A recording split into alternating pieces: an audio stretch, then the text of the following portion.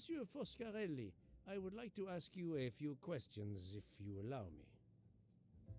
Ah, Signore Poirot, is it? I was wondering when you'd get around to me. Unfortunately, you find me on a mission of mercy. Hello, Monsieur Poirot.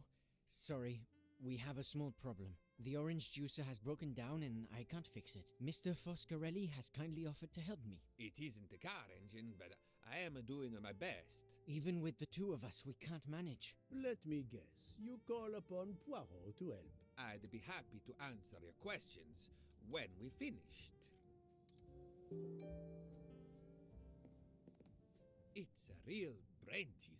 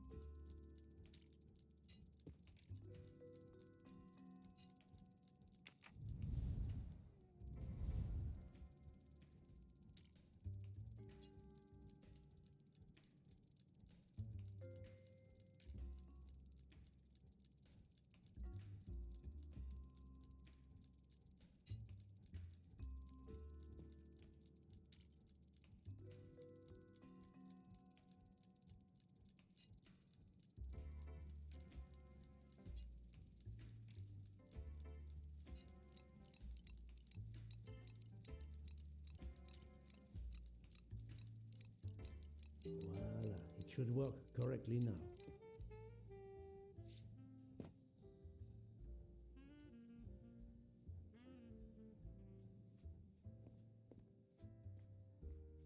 Thank you so much, Monsieur Poirot.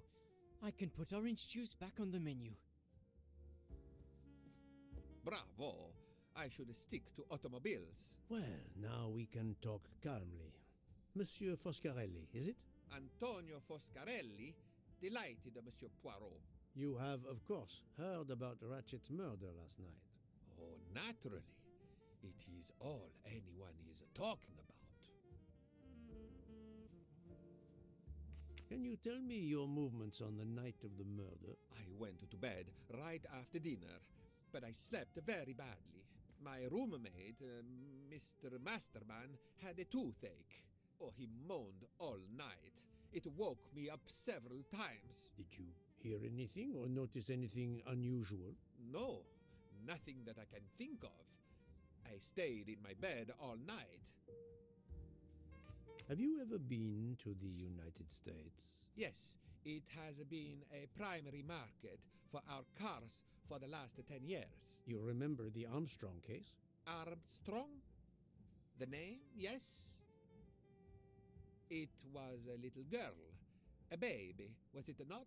Yes, a very tragic affair. Did you know that Cassetti, the kidnapper, was actually Ratchet? Oh, no, then he deserved to die.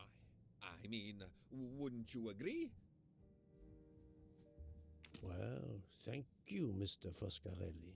I'm sorry I couldn't help more, Signore. I remain at your disposal if you should need me.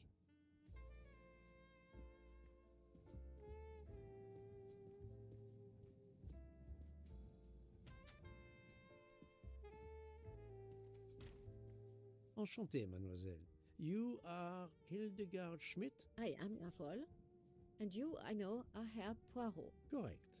May I ask you for a few minutes of your time to answer a few questions? With pleasure, but first may I ask for your help? Why does this not surprise me? I don't know. I am at your service, Fraulein. My mistress, Princess Dragomirov, has asked me to open this traditional Matryoshka doll. There is a trinket inside she must retrieve. Madame, in my experience, each Russian nesting doll simply pulls apart to reveal the next one inside. Indeed. Yet try it for yourself. As you wish. Ah, you are a gentleman.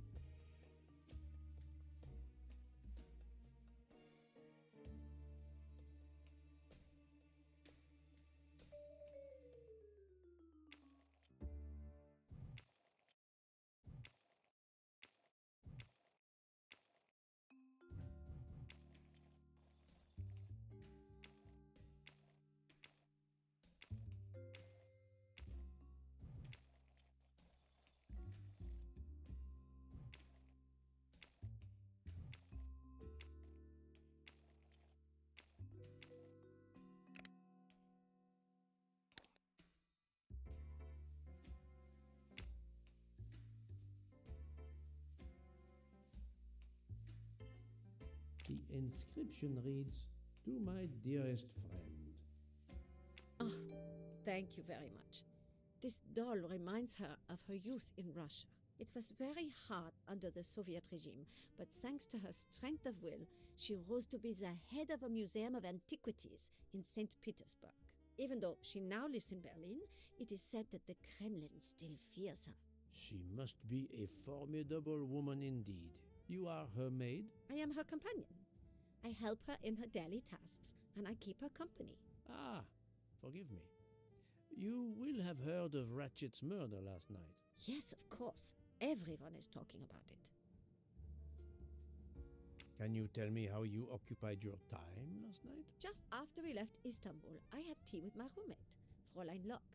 I went to dinner with the princess, and when I returned to my compartment, Fräulein Locke was already asleep.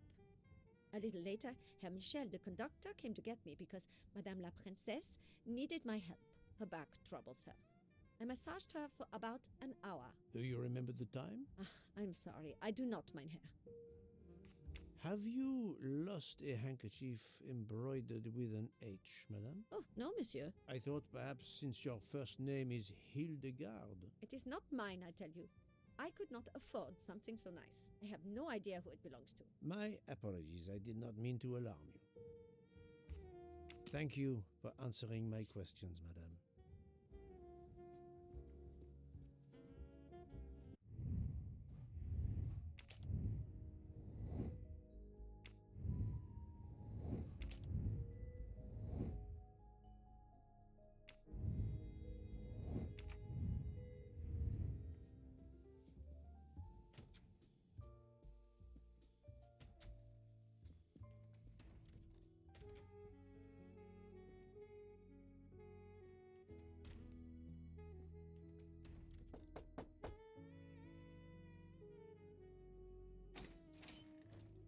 Monsieur, I am Hercule. I know who you are, Monsieur Poirot. What do you want?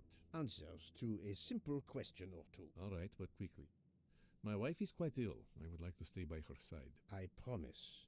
First of all, I imagine you know about the murder. Of course. The Countess is terribly distressed. Your full name? Rudolph Adreni. Your home is? Budapest. And how do you come to be aboard the Orient Express? I am a Hungarian diplomat. My family has represented our homeland since the revolution from the Soviet Union in 1956. I was on my country's business in Istanbul.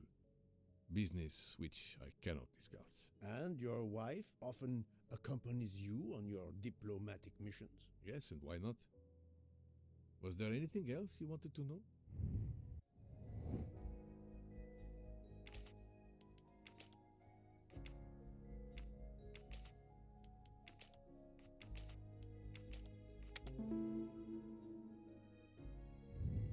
That was easy.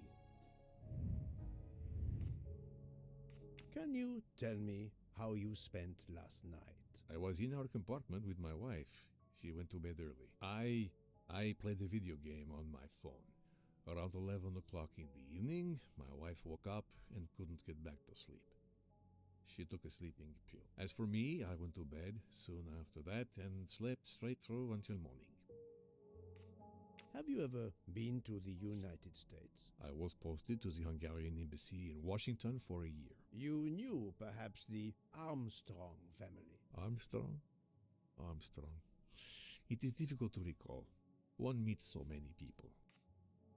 It was the kidnapping of a child, a very sad affair. The culprit was the man on this train who called himself Ratchet, the one who was murdered last night. Indeed. It sounds like justice finally caught up with him. Thank you for your time.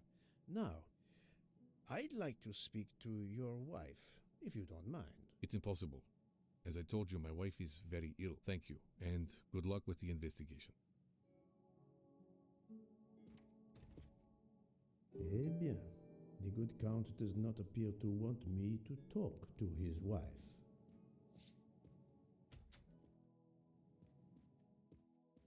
Madame Hubbard, may I ask you a question or two? It won't take long. Anything I can do to help. Have you misplaced a handkerchief recently? No, I don't think so. Why? We found a handkerchief embroidered with the letter H, so I thought it might have been yours. I'm sorry, but it's not. It may belong to Miss Schmidt, Princess Dragomirov's lady's maid. I believe her first name is Hildegard. It is a possibility. Anyone could be lying, of course. I thank you, madame.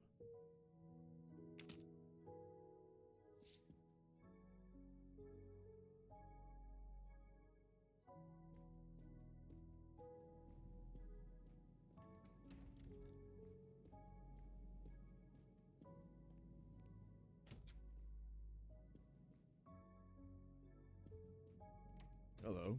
Can I do something for you? Hello, Monsieur Hardman, I believe. You have heard of the murder? Cyrus Hardman. Yes, and the fact that there's been a murder is all over the train.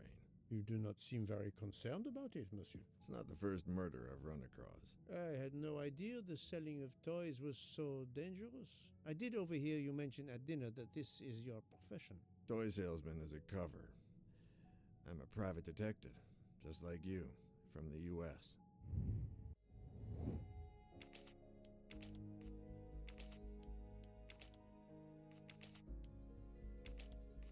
I must admit I'm not right this time.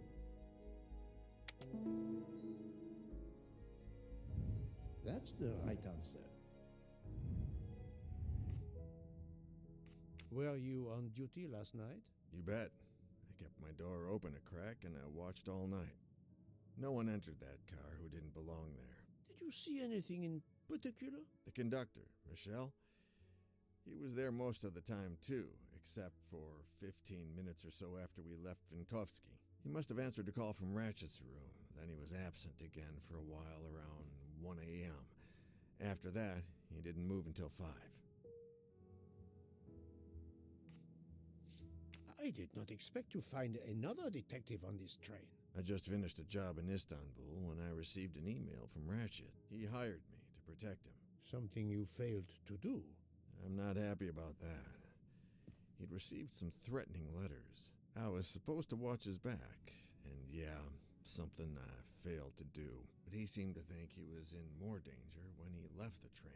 He was traveling to Paris? I assume so, but I'm not entirely sure. Can anyone on this train confirm your identity? Yeah, that McQueen kid, Ratchet's secretary. Monsieur Hardman, have you heard of the Armstrong case? Armstrong? The kidnapping 3 or 4 years ago? Who hasn't? Why? Ratchet's real name was Cassetti. I have reason to believe he was the kidnapper. What? He killed that little girl? No, I didn't know. If I had known, I wouldn't have taken the job. Do you have any idea who was behind the threatening letters? I don't know his name, but Ratchet told me he was a small man. Dark hair, with a womanish kind of voice. Oh, thank you for your help.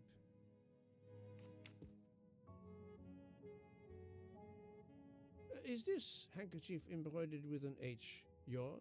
Do I look like the kind of guy who would use a handkerchief like that?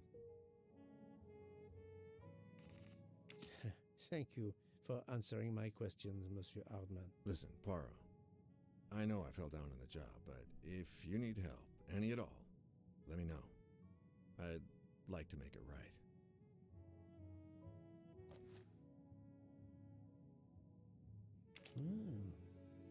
It has been a while since I have seen one of those.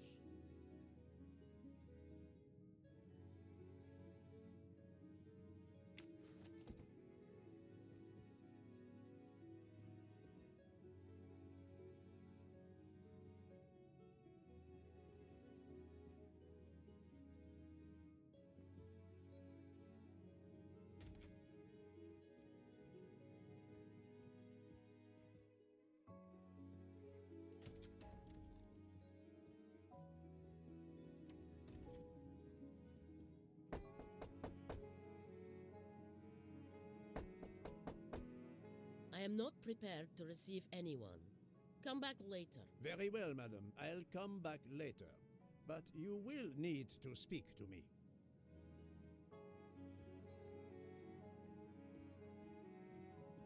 So, my friend, Have you finished your investigation?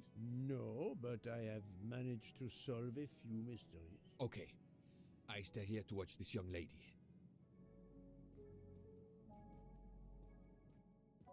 Excuse me, Doctor. May I ask you a question? Anything that can help the investigation, Mr. Poirot.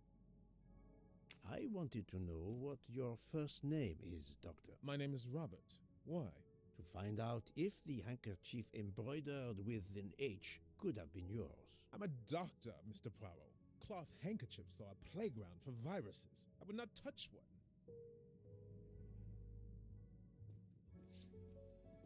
So, my friend. No. Okay. I stay.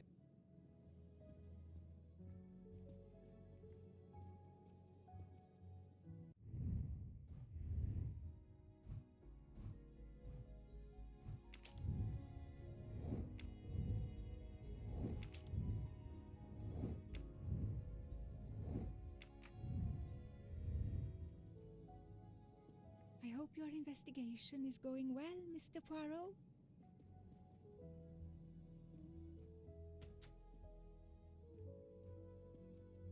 Ah, Monsieur McQueen, may I ask you a question? Anything I can do to help, Mr. Poirot?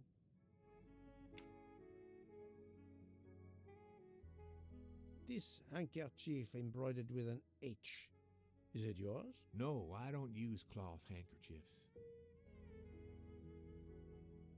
Thank you. I won't bother you anymore.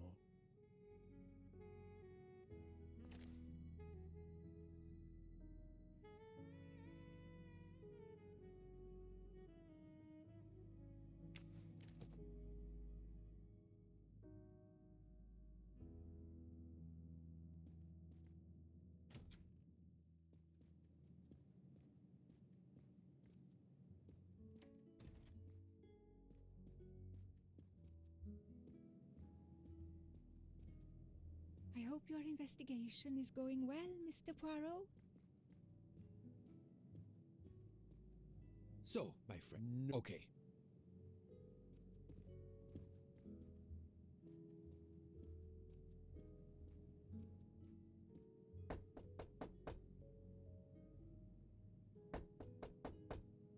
I am not prepared to receive anyone.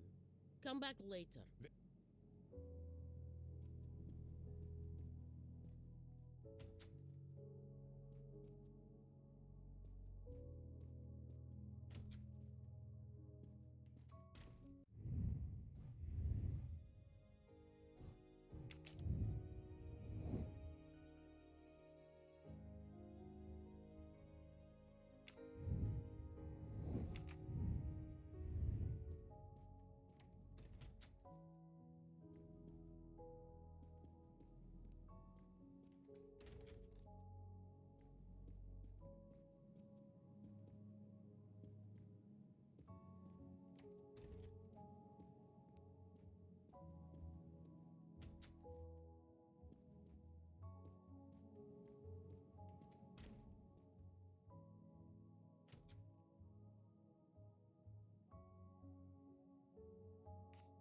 Monsieur, if I am to catch this murderer, I will need your help. My help? I am at your service, Poirot. You are very protective of your wife, Count Andreni. Does that surprise you? Her vertigo can be very dangerous. I believe there are many kinds of vertigo. If you don't mind, I'd rather talk to a doctor, not a detective, if you'd excuse me.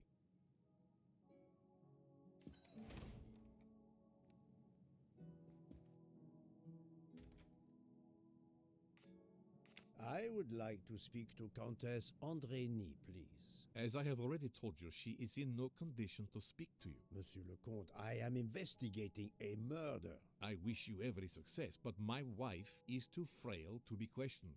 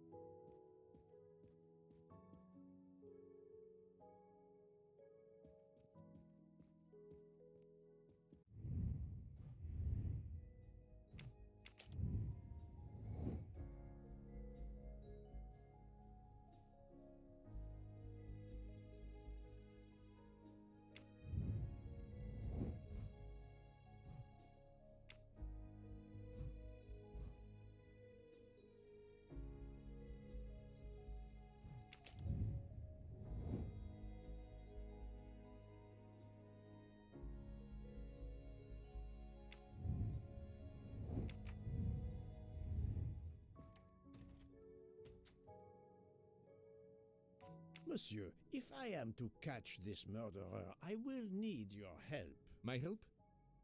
I am at your service, Poirot. You are obviously a devoted husband, Count Andrini. My wife means the world to me. There were questions in Budapest about a Hungarian diplomat marrying an American woman. It did not deter you. I would have given up my position for her. I would think it is universal. Are you married, Mr. Poirot? No, I fear marriage is not for me. But her condition, is it very grave? She is suffering a bout of vertigo. You understand? The room spins. I think Dr. Constantine could help your wife. There is a doctor on this train? I did not know. Where is this doctor? I think Dr. Constantine is in the lounge car. If not, perhaps the conductor can tell you where he is. Very well, I will find him. Thank you very much.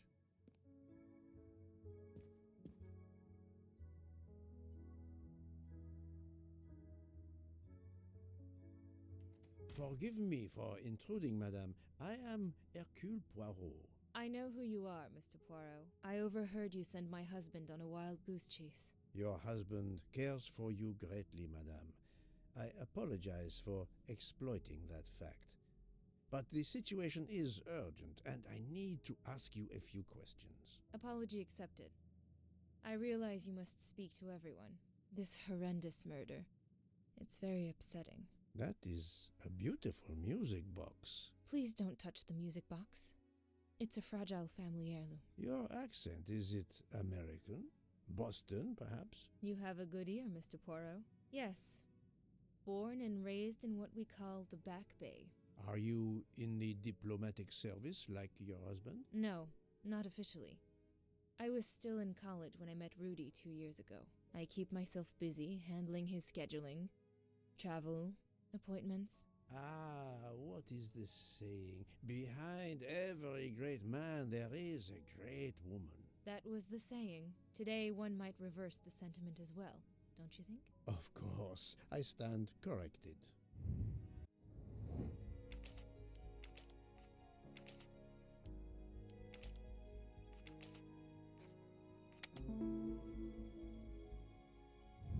My little gray cells did not let me down.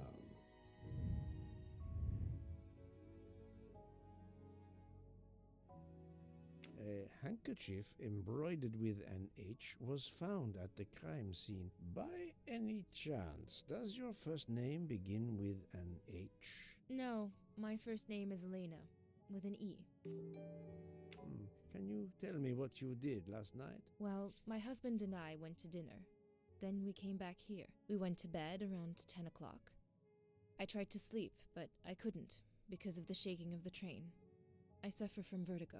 I finally took a sleeping pill, and that did the trick. When did the train's motion prevent you from sleeping? Between midnight and 2 a.m. I know because I must have looked at my watch about 10 times. I see.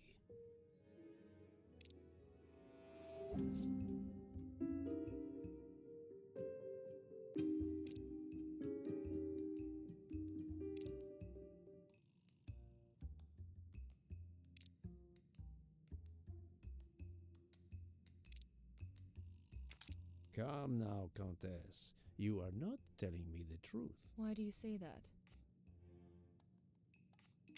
The train stopped at 12:30 a.m. due to snow, so there was no shaking of the train. But you told me that it was the shaking that prevented you from sleeping. I don't know, you're confusing me. My vertigo. Madame, a man died last night. You can't talk nonsense just because you're sick. You are hiding something from me. How dare you? I didn't do anything wrong. I'm going to find my husband.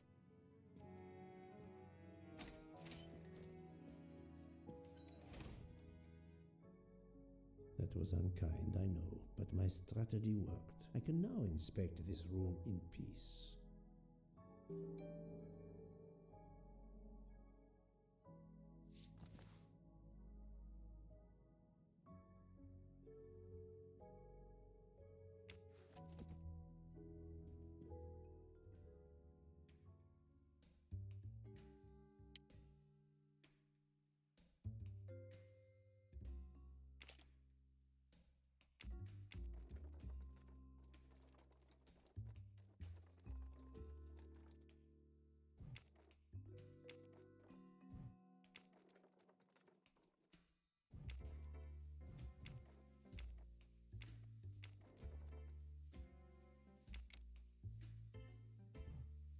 closed.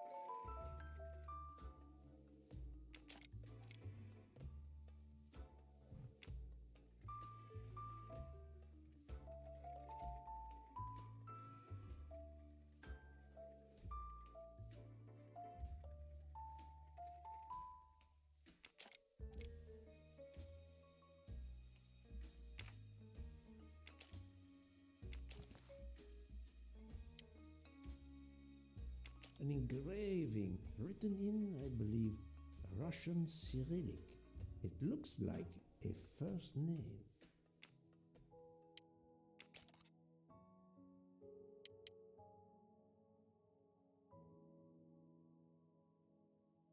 For my beautiful young ladies, Helena and Sonia. Helena with an H.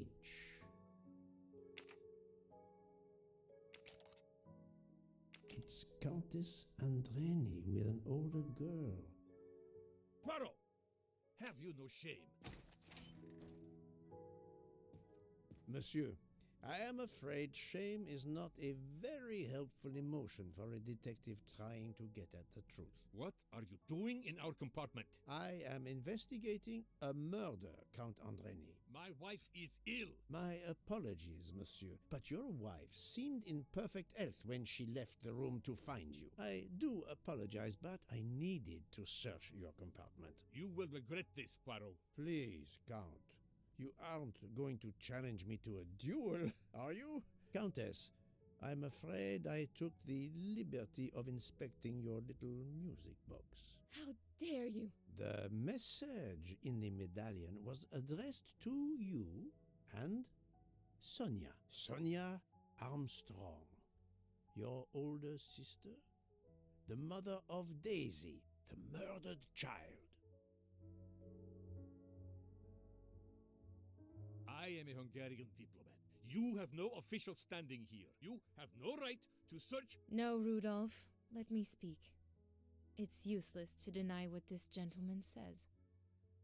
I'm Helena Goldenberg, the sister of Sonia Armstrong, and Daisy was my niece. The music box is a gift from my sister's godmother, a very close friend to my mother. We hid the truth from you when we learned that the man killed last night was the person who destroyed my family. I panicked. I didn't want to be accused. That is also why you lied about the H in your first name? Exactly. Your ferreting about looking for the H is obviously part of your investigation. If I found a handkerchief in Monsieur Ratchet's room embroidered with an H, I might suspect you had been there. A handkerchief?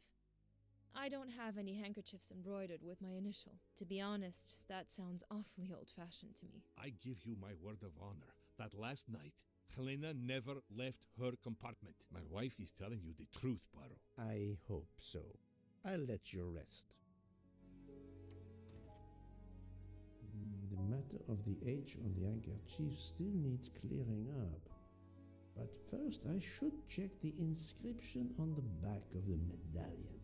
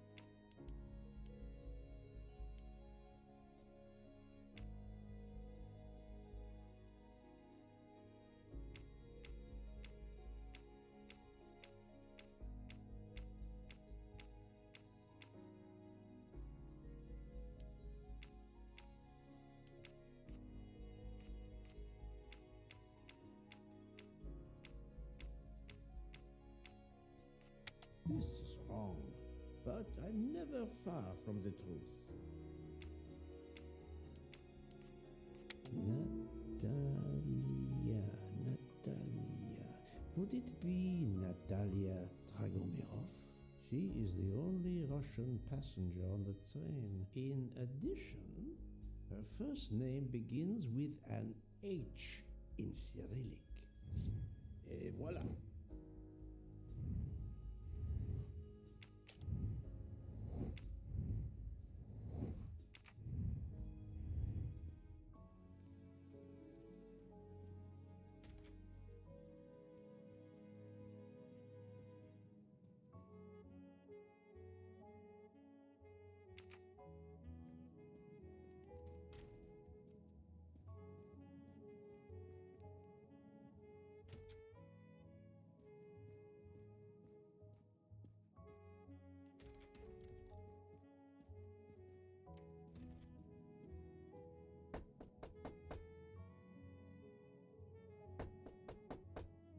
I am not prepared to receive anyone. Come back later. I'm sorry, madame, but a man has been murdered.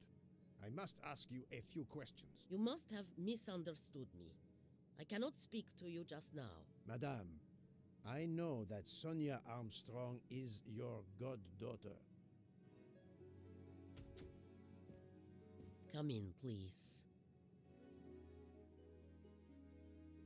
Please forgive my intrusion, madame, but I really must ask you some questions. Then ask. I'll answer if it pleases me. We have not been properly introduced, yet I have observed her a couple of times, so I can already deduce some things about her.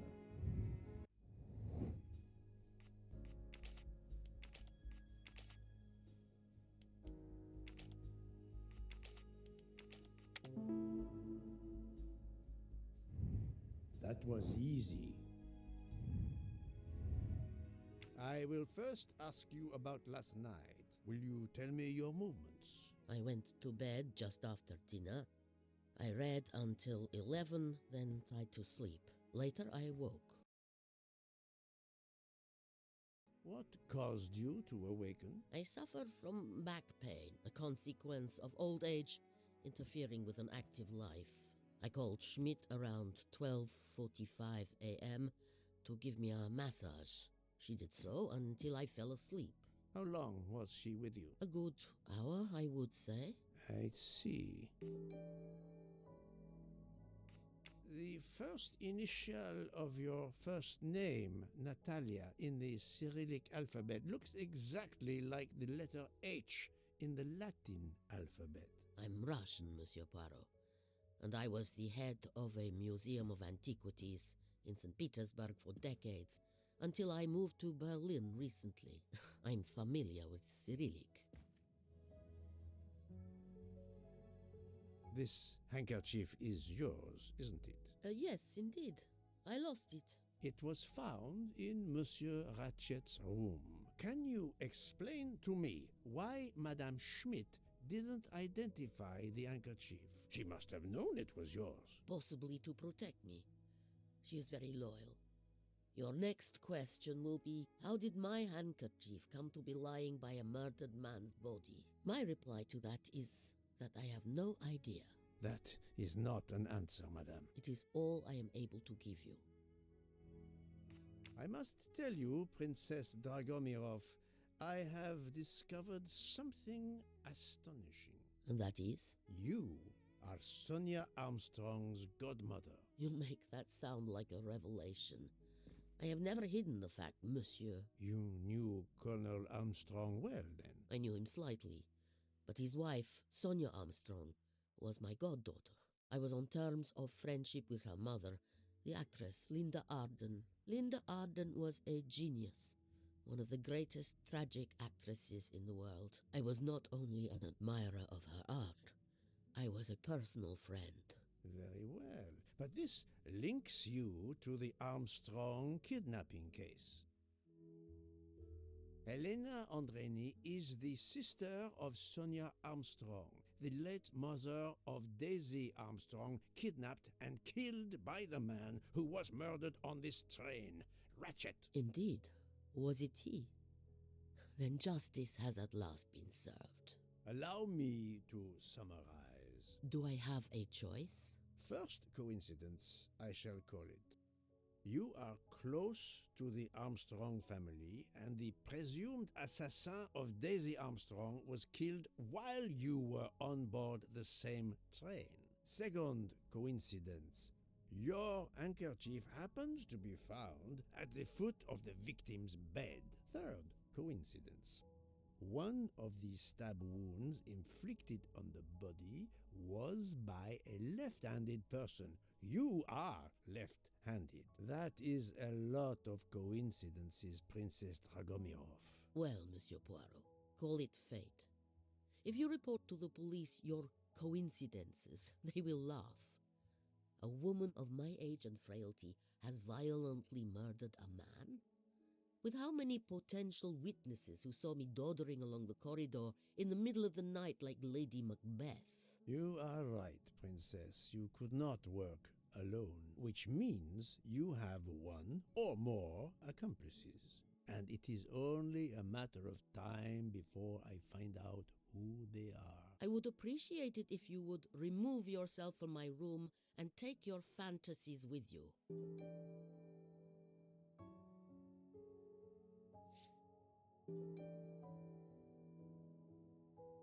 Привет!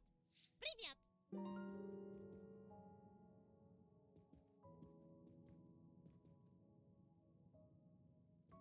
Привет!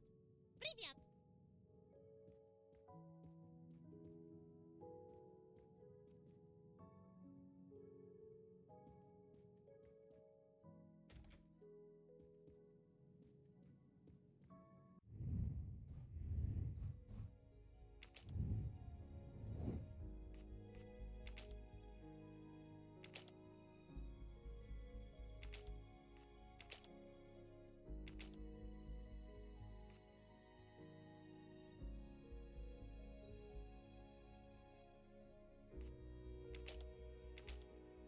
No, not good.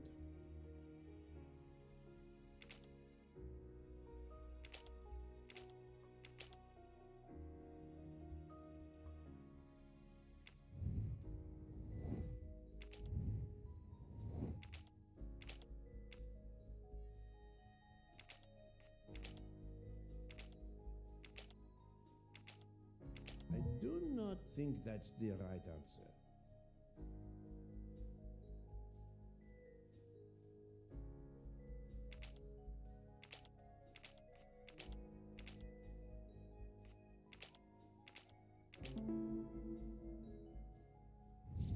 Et voilà.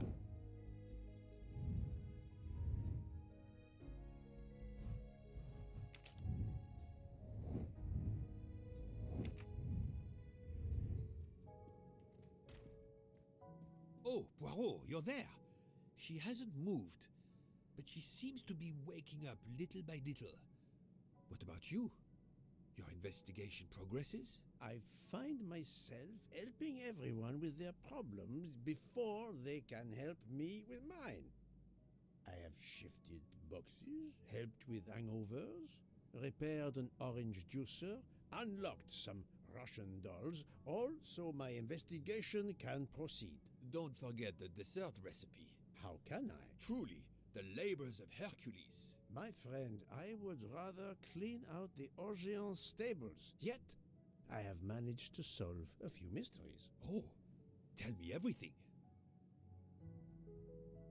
The embroidered handkerchief belongs to Princess Dragomirov. I also found out that she was Sonia Armstrong's godmother. On the same train with the little girl's murderer? Exactly. Also, Elena Andreni is the younger sister of Sonia Armstrong, Daisy's mother. Another passenger connected to the Armstrong case? Yes, Book. What are the odds, do you think? But I cannot see either woman stabbing Ratchet over and over again in a frenzy. And they apparently have alibis. I had 3 theories concerning the broken watch. It could have been tampered with. It could have been out of adjustment before the murder. Or, of course, it could indicate the actual time of the murder. The only hypothesis I could rule out was that the watch was out of adjustment. For the others, they are impossible to verify. So the watch is of little use to the investigation. And I was convinced that it indicated the time of the crime. 2 women involved in the Armstrong case. Let us not forget our patient here. There are 3 women. Look, she seems to be waking up.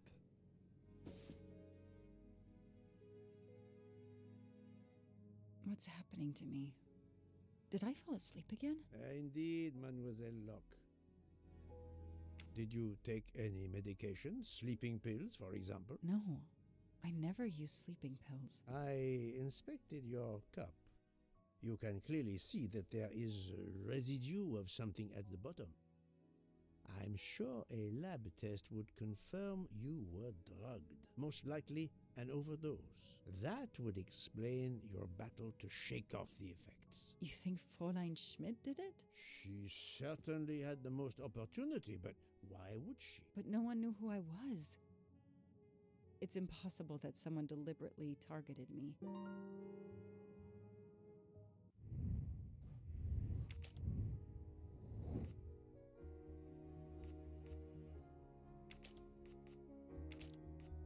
This is wrong, but I'm never far from the truth.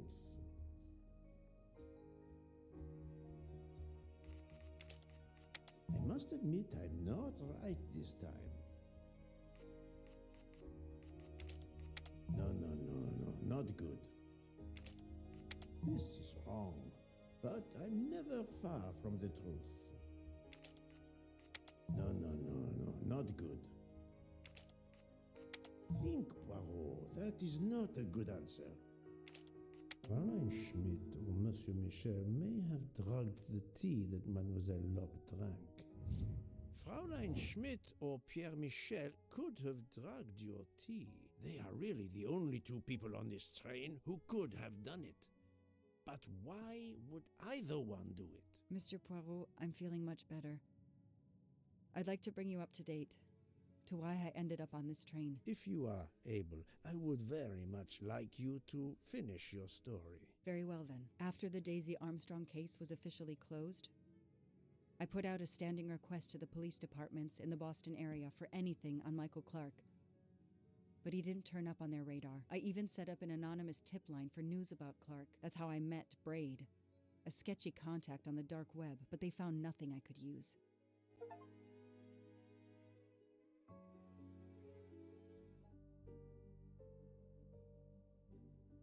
Four long years passed without anything new. Every day I looked at the evidence board I put up in my apartment bedroom. Then this morning, a police report landed on my desk that changed everything. I paid a visit to the police property room and took home a box full of clues. There was his name. Michael Clark.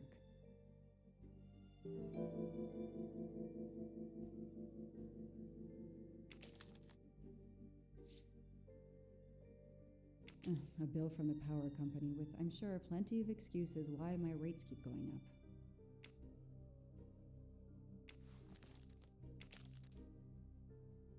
Travel. For the discriminating traveler. Also for the overworked detective who never seems to have time for vacation. Well, I can dream, can't I?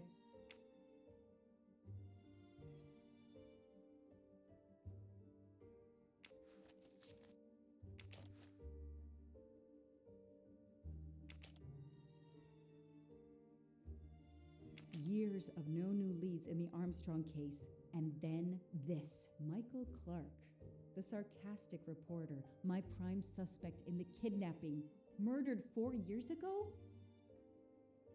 Years of no new leads in the Armstrong case, and then Michael Clark. This is Michael Clark? He doesn't look anything like the journalist I interviewed. Michael, you have earned a place on my evidence board.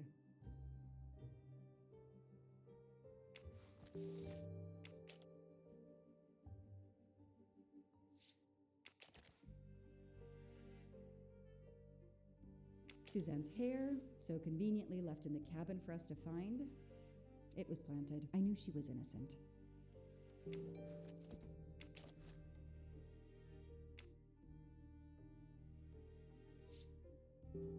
The lab team found this keychain in the cabin, but they wouldn't have bothered to examine the keys once the DA shut down the investigation. The keys were just tossed in the evidence box along with everything else. It's too unusual not to demand a closer look.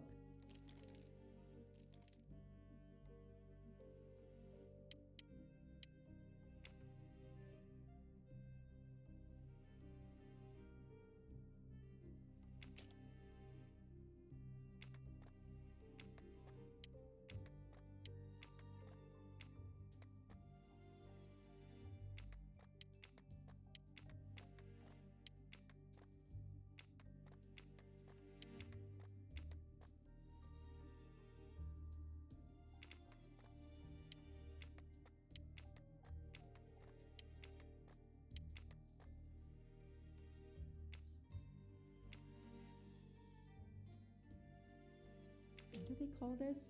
Brass knuckles? Knuckle dusters? Illegal in Massachusetts. Possession alone can lead to serious jail time.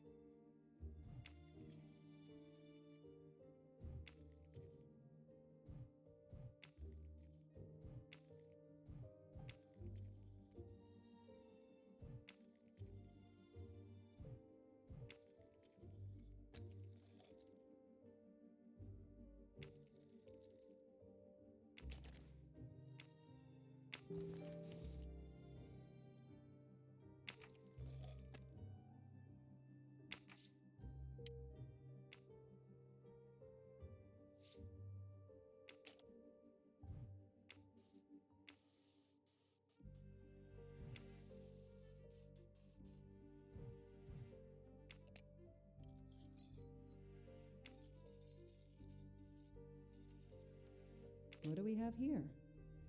A flashlight. They can also conceal knives, but in this case we have lockpicks. What do we have here? A flashlight. They can also conceal knives, but in this case we have lockpicks.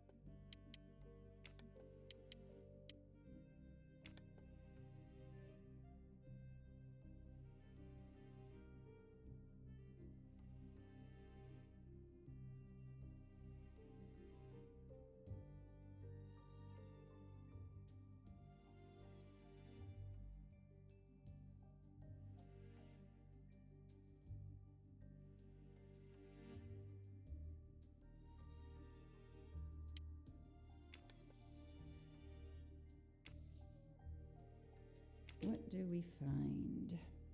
A capsule and a smell. Bitter almonds. Cyanide. What do we find?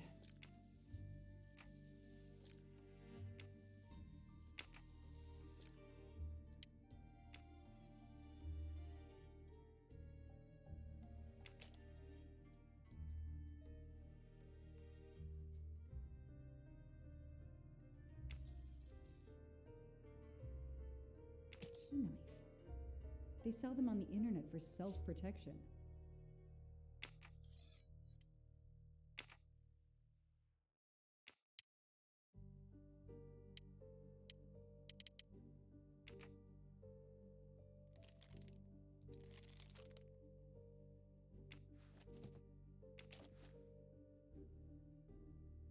So clever.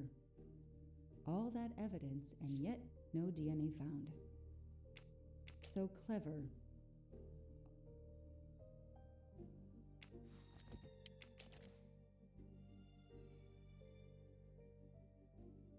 The only fingerprints found on the bottle were Suzanne's. The only fingerprints found on the bottle were Suzanne's.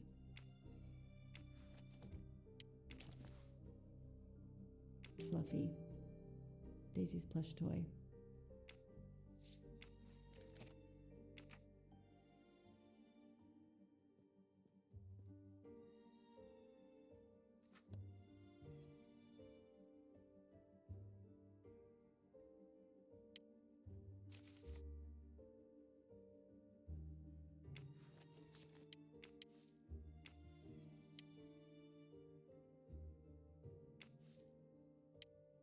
I knew it.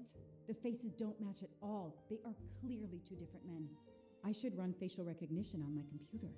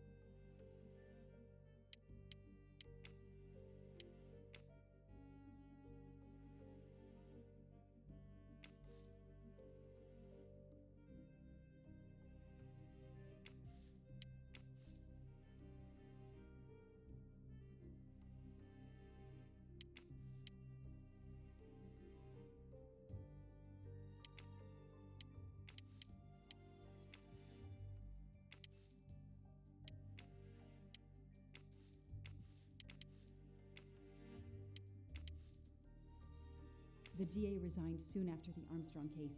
It haunted him just as it has haunted me.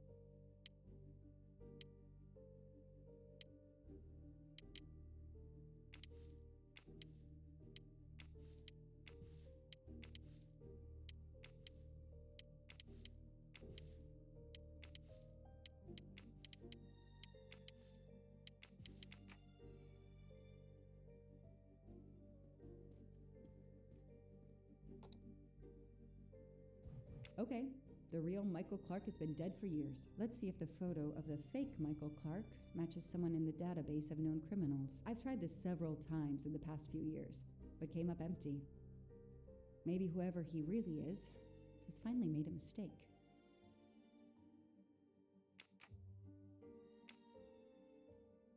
No, that doesn't look like him. That could be him, but he looks pretty different.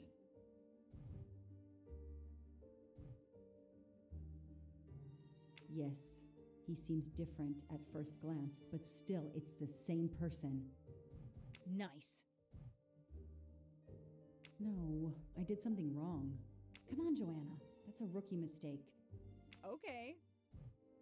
He's changed his appearance a lot. Probably had some plastic surgery on his nose, but there is no doubt it's the same person. Let's see why he was arrested.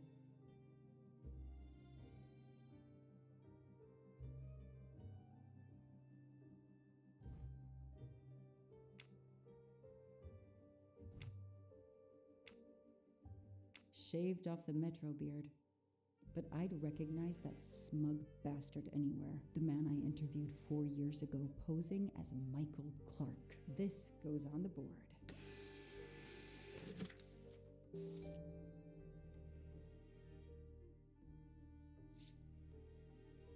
Shaved off the metro beard.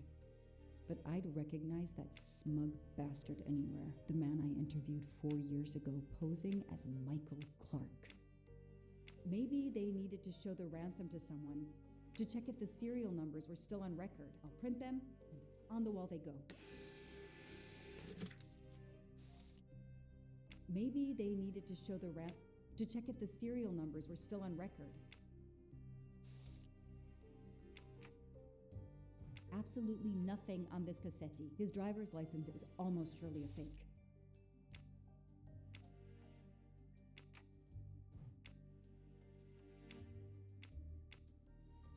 Maybe they needed to check if this. Maybe they needed to show the to check if the serial numbers were. Maybe they needed to show to check if the serial numbers were still on record.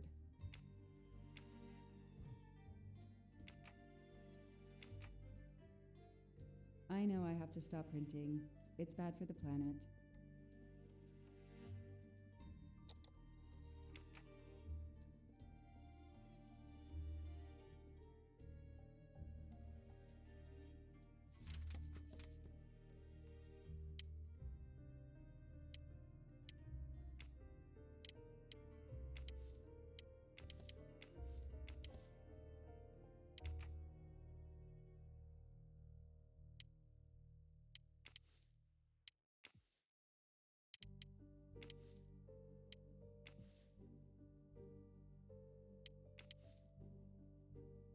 So, Ratchet's real name was Cassetti.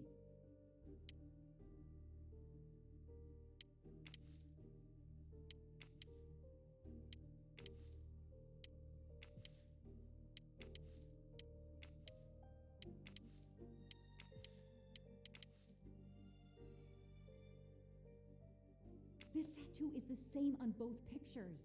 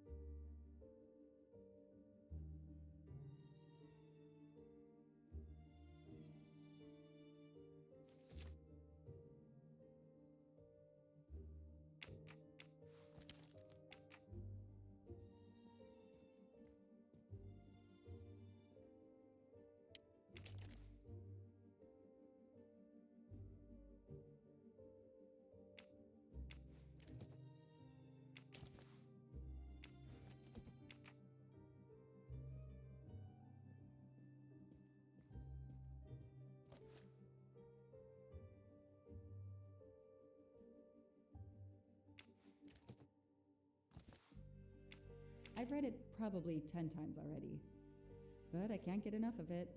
Don't know why. Maybe because it helps me sleep?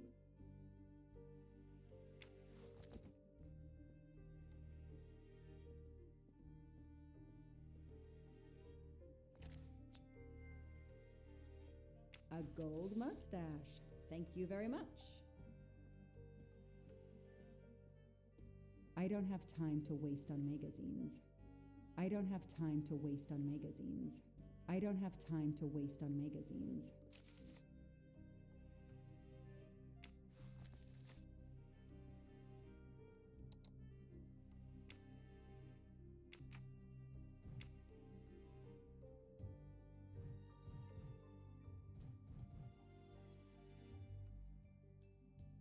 Shaved off the metro beard. But I'd recognize that smug bastard anywhere. The man I interviewed 4 years ago posing as Michael Clark.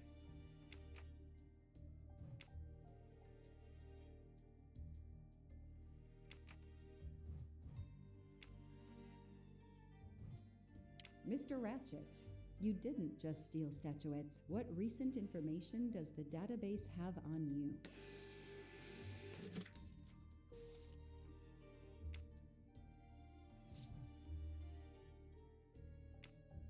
It's so frustrating. I have a name, but I can't find anything about him. But I know just who to call.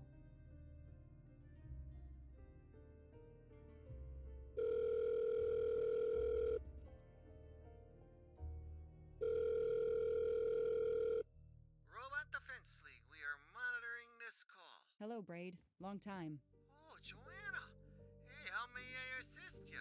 I need you to search the dark web. Yeah, can you narrow that down a little? Because, it's pretty big and pretty dark out here. Could you find intel about a Samuel Ratchet? Samuel Ratchet. Got it. Bad dude? They don't come worse. Send me what you find by email. All right, hang on. Okay. Yeah, okay. Nope. And okay. Oh, this might be something. I gotta do a deeper dive, but you should find this interesting. Could be coincidence if I believed in them. Emailing details. Domo arigato, Mr. Roboto. We're here to save mankind. Oh, it's a cookbook.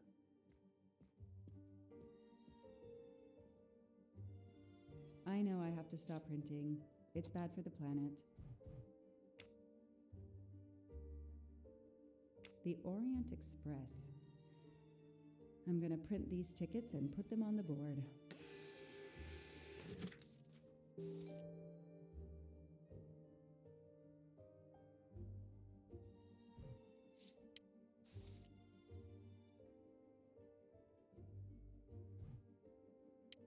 The Orient Express. I'm gonna print these tickets and put them on the board.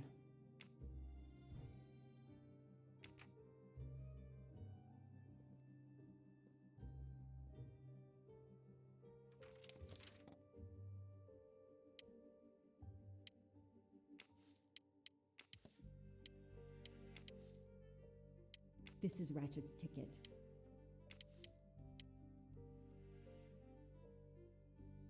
These tickets were all booked by McQueen.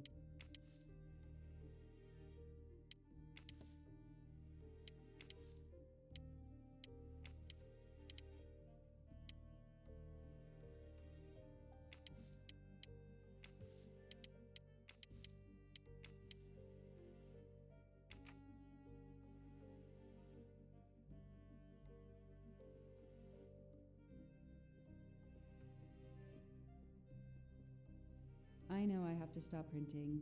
It's bad for the planet. The Orient Express. I'm gonna print these tickets and put them on the board.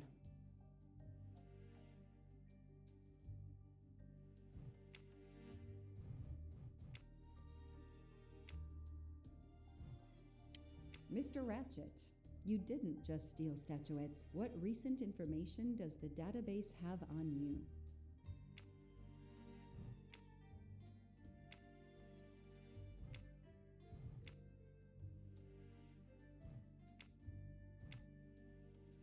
Shaved off the metro beard. but I'd read a man I interviewed 4 years ago posing as Michael Clark.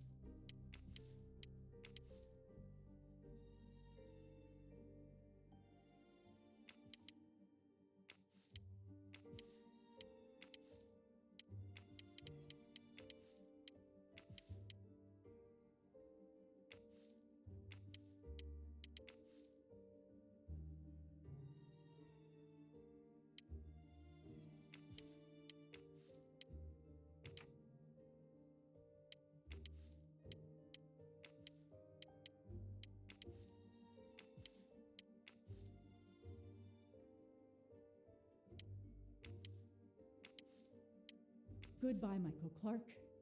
Hello, Samuel Ratchet, the man who stole your identity and your life.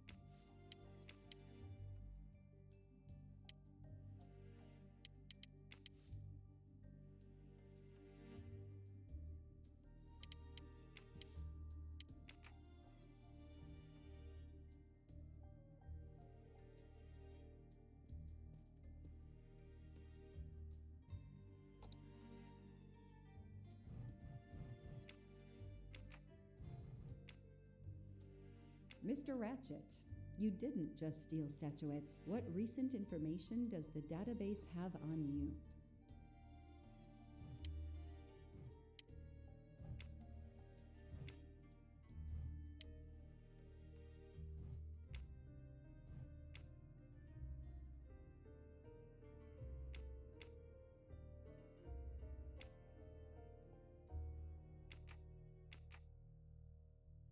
I know I have to stop printing. It's bad for the planet.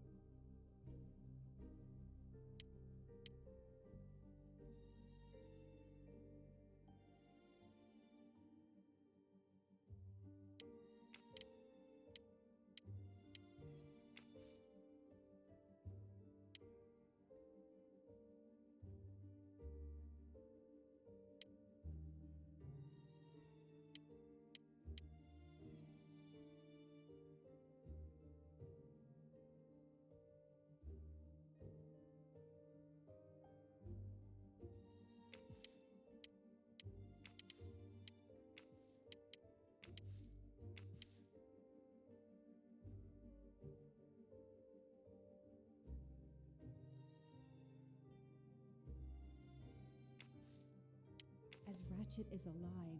The dead man can only be Noah.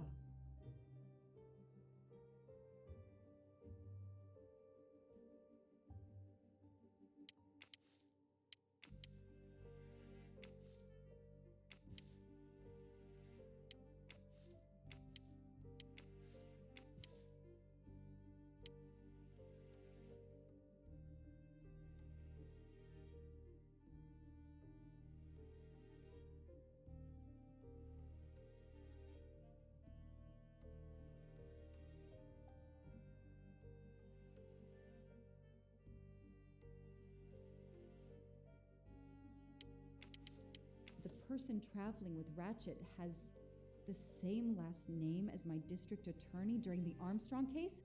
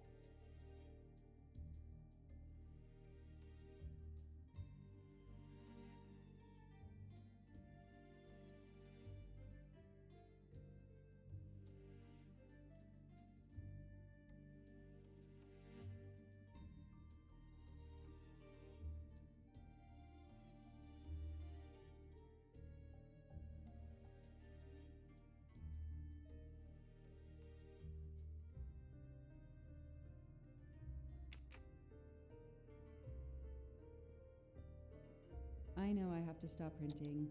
It's bad for the planet. I knew it. He's the son of my former DA. He goes on the evidence board.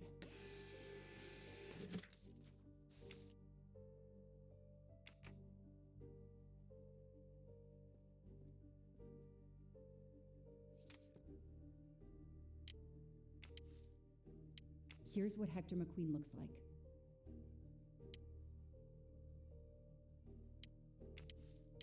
Hector McQueen is the son of District Attorney McQueen.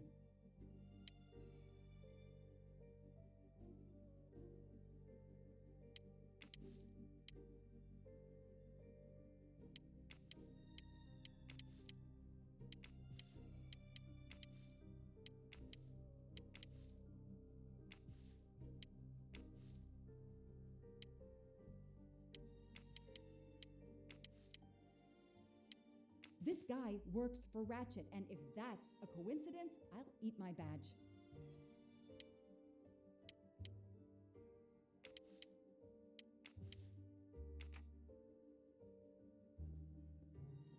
I know I have to stop printing. It's bad for the planet.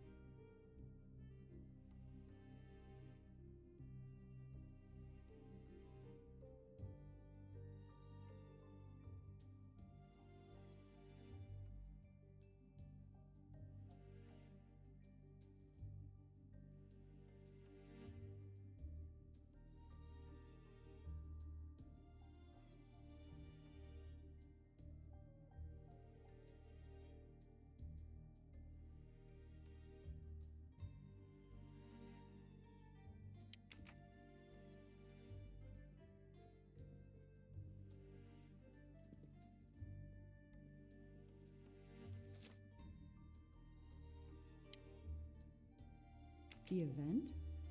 Some old train? But that face, that man.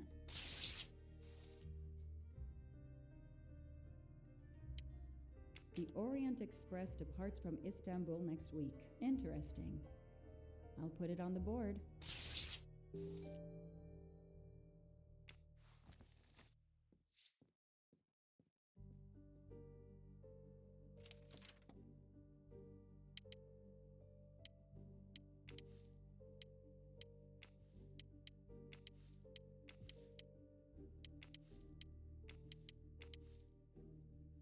Next week, a certain Edward Masterman will be on the Orient Express.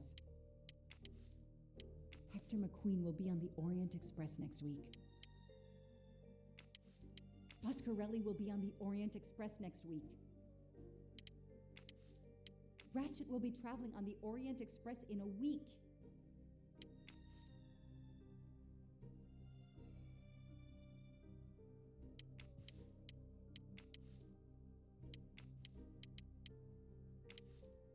I know that face. That's John Armstrong's driver. Damn, Ratchet is taking the Orient Express next week. McQueen, the district attorney's son, is too. Foscarelli, the Armstrong chauffeur, is too. It can't be a coincidence. McQueen and Foscarelli must have decided to take revenge and will undoubtedly attack Ratchet on this train. I have to be on the Orient Express to stop them. And above all, I must stop Ratchet. But I can't do it in Istanbul because there's no extradition treaty with the United States. Ratchet can never be judged in the US without an extradition treaty. I'll have to wait until he's in Paris to have him arrested.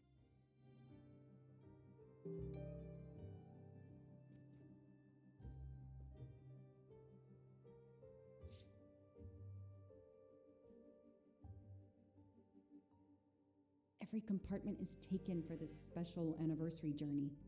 Oh, it's impossible to find a ticket. What can I do? I could try to get on the train without a ticket, but I could end up arrested. And Ratchet could get away or get murdered. No, there's a better way. Let's find out who's traveling on the Orient Express. Time to call Braid.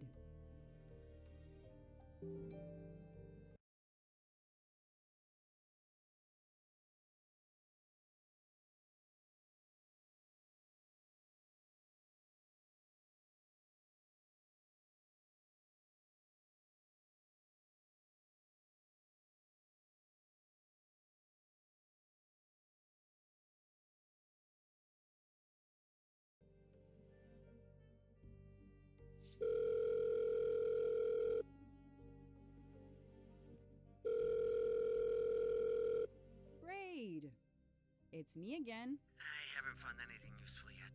I need one last favor. But it's a big one. Uh-oh. Can you find me the list of passengers of the Orient Express for that anniversary trip? Hold on. Jeez, their IT is surprisingly good. Maybe because of the big event. I found the list, but they sealed my back door as I was starting to capture it. Oh, no. Whoa, calm down. I got one name.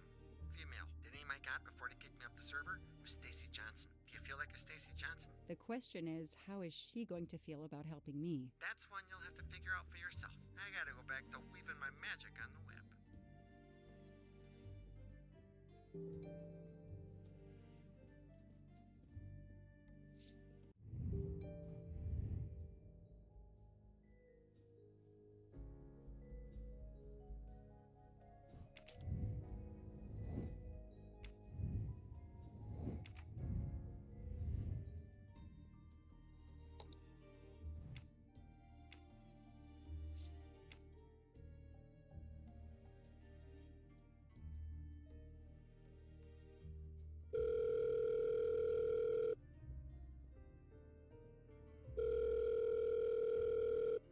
Hello, is this Stacy Johnson? Who's asking?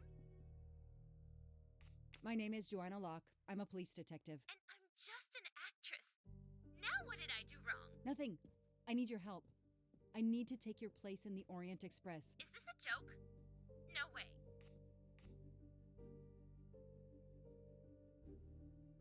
Do you remember the Armstrong kidnapping? Of course I do. That poor little girl. I'm a police officer. I have a new lead that may help me find her killer. Wait, didn't they prove it was the nanny? I have found compelling new evidence. I've reopened my investigation. You know, I had my doubts about the murderous nanny. I played a nanny a couple years ago in a slasher. I was killed in the first episode, but it got me interested in helping kids. Stacy, please. You say you help kids? Well, I joined a couple of associations who are trying to help underprivileged kids. If this little girl's real killer is still out there somewhere, I'd do anything I could to help. Getting me on that train will help more than you can imagine. So, you want my ticket for the Orient Express? But I booked it months ago. I was so much looking forward to this trip. Stacy, I can tell you care about kids. Here's your chance to help put this beast in prison for the rest of his life. Think of the publicity for those causes you care about. Think about the kids. The kids? Yeah. All right. We'll do it for Daisy and the kids who suffer. I'll take care of changing the tickets to your name and send it to you. Get him. Make him pay. I will. Thank you so much.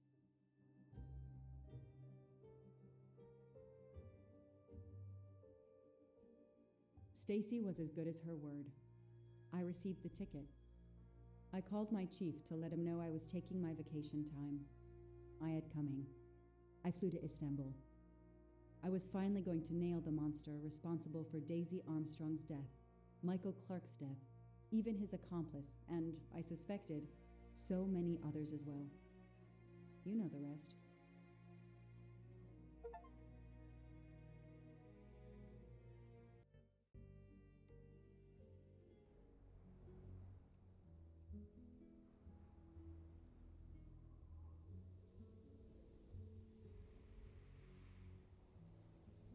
And that's how I found myself on this train, on Ratchet's trail. The rest, you know. My identity is easily checked with the Berkshire Police. Thank you for your detailed account, Mademoiselle Locke. In addition to giving us crucial details of the investigation, you have made it clear that there are many who might wish to see Ratchet dead. I know you are innocent. Your forthright testimony and your movements, or lack of them, last night eliminate you from our list of suspects. I agree, without a doubt. Another detective will be great help to the investigation. Book. Although my friend certainly does not need any help. You are too kind. Thank you for believing me. I'd like to help in any way I can. Do not worry, Mademoiselle Locke. Already I see things more clearly. It's obvious whoever drugged you was trying to derail your investigation. You mean the person who did this to me is Ratchet's killer? Both Monsieur Michel and Fraulein Schmidt had the means and opportunity to drug you. While you get your strength back, I intend to interview them. Excellent idea, my friend. All this excitement has whetted my appetite. I'm sure Mademoiselle Locke won't say no to a good, invigorating meal. What? No. I want to hear what the conductor and Fräulein Schmidt have to say for themselves. It is my duty to ensure the well-being of the passengers. If Dr. Constantine has no objection, I will escort you to the restaurant car. On the contrary, some food will do her the greatest good. Well, I'm still a little shaky. Mr. Poirot, will you please keep me informed about what you learn? You may be certain of it.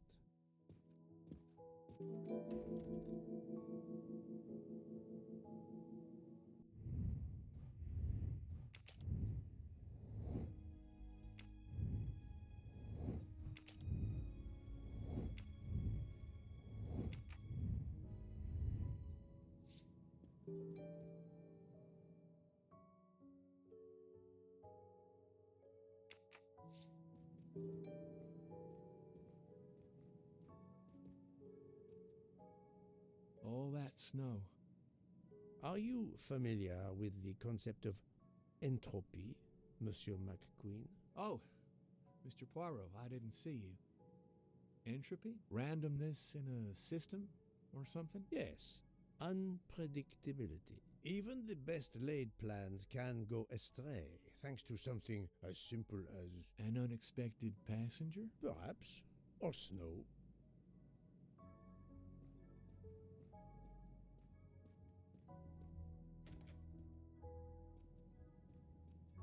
Are you all right, Mr. Poirot? And Ms. Locke? Has she had symptoms again? I didn't mean to disturb you, Doctor. Everything progresses satisfactorily.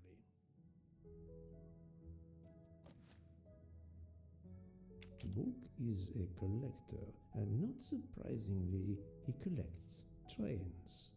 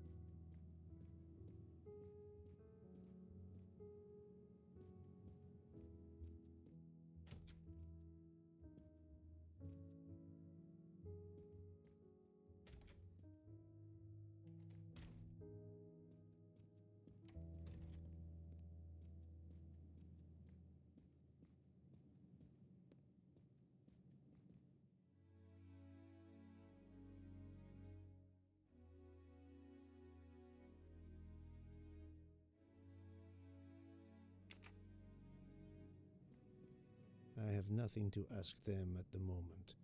I should leave them alone.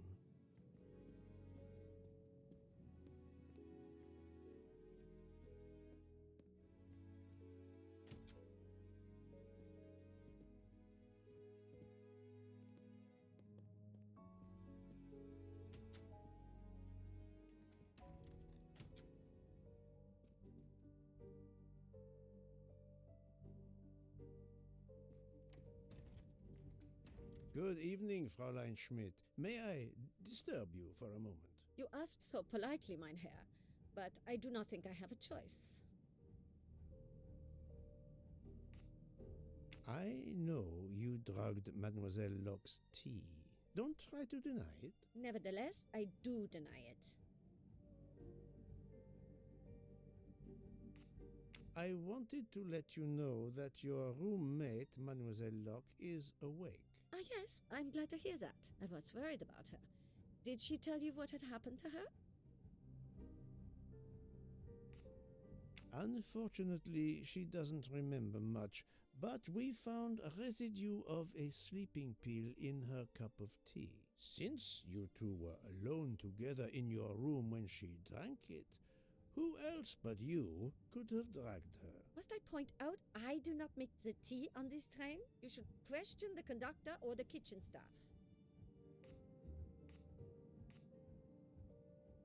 Mademoiselle Locke could have died. Whoever drugged her must not feel any empathy for their fellow human beings, given the dose that Mademoiselle Locke ingested. She was close to death. Oh my God. What did I do? I didn't want to hurt her. Just have her sleep for a few hours while we had time. We? Time for what? Time for what, Madame Schmidt? You think I feel nothing? Nothing? That poor little girl. Indeed, that poor little girl. Fräulein Schmidt is somehow connected to the Armstrong case.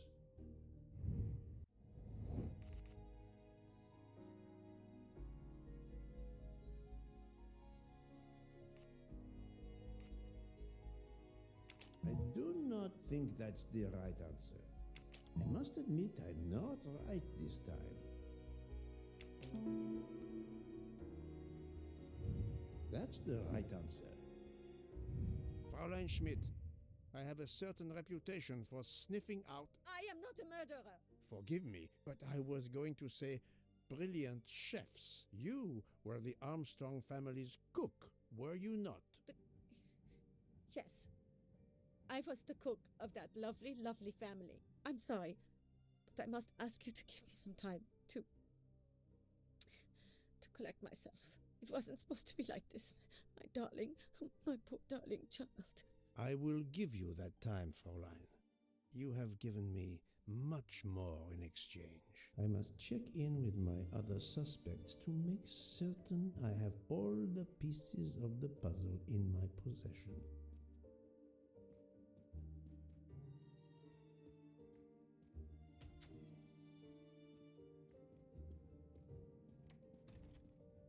Can I get you something, Monsieur Poirot? Everyone is so tense. An aperitif soon, Monsieur Fauchet, with pleasure, when the matter is resolved.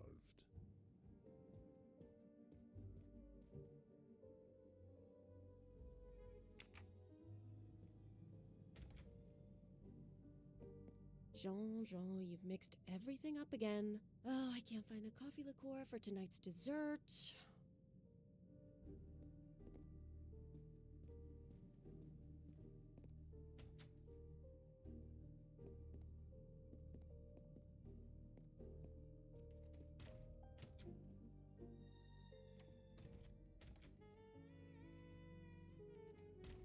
You're right, Mr. Book. This dessert is delicious. I'm glad we didn't wait for dinner. I promise the entrée will be superb as well. Detective Locke, you are recovering well, I see. Yes, I should be helping with the investigation. Do you know who drugged me? It is early yet for conclusions. When I return, then we shall see. Do not worry, Poirot. She is in good hands. Potarou, Freya, and yours truly are looking after her. You're right, Mr. Book. This dessert is delicious. I'm glad we didn't... Detective... Yes. It is... Do not worry. Potarou?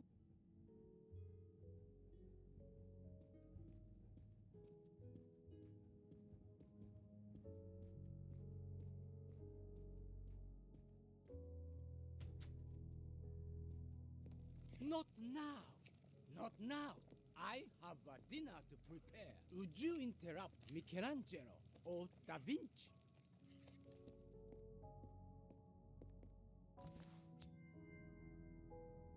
Another golden moustache to treasure.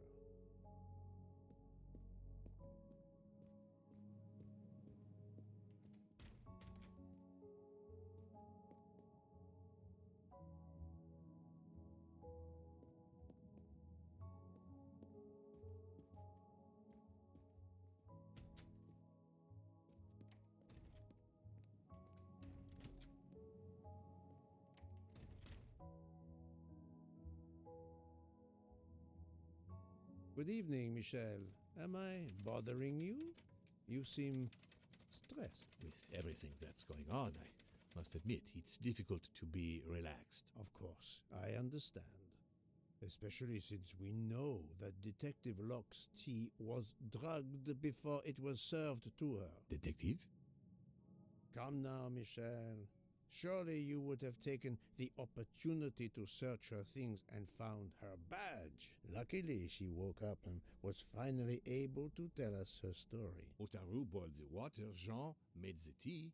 I just brought it. Sir, it could have been any of the staff. Your defense is to accuse others?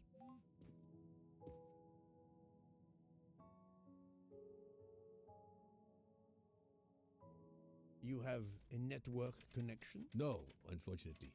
It's just an automatic reminder to pay my rent. I always forget, and my landlord complains. Pierre Michel had to be involved in the murder. The drugged tea, his post at the end of the hall, and now I know why I know more than one of those people on the screen.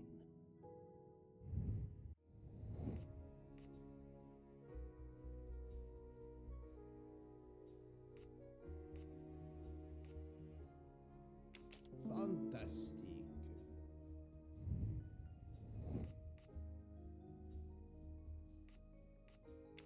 Nice.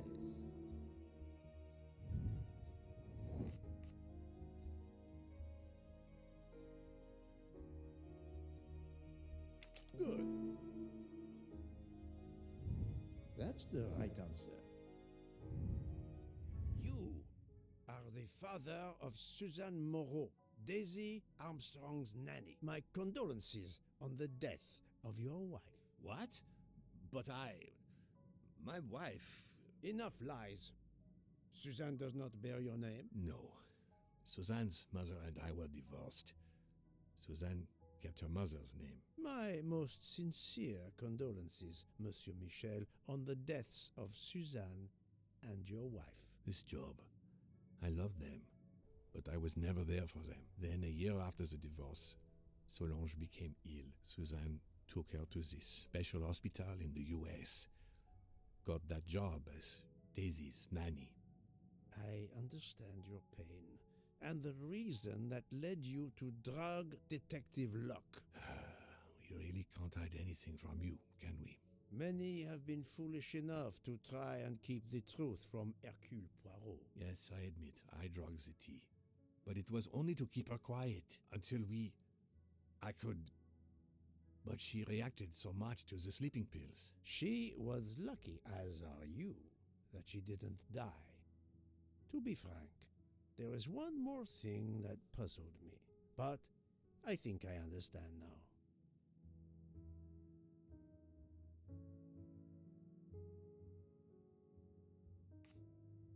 Monsieur Hardman was Suzanne's fiancé. Huh. I have the impression my whole life to you is an open book. Yes, Cyrus was my daughter's fiancé.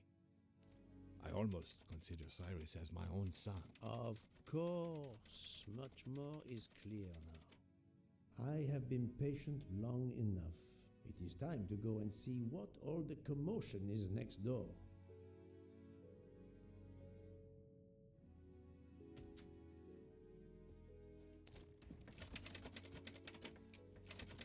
Monsieur Hardman, excellent. The gods who watch over detectives must have trapped you here.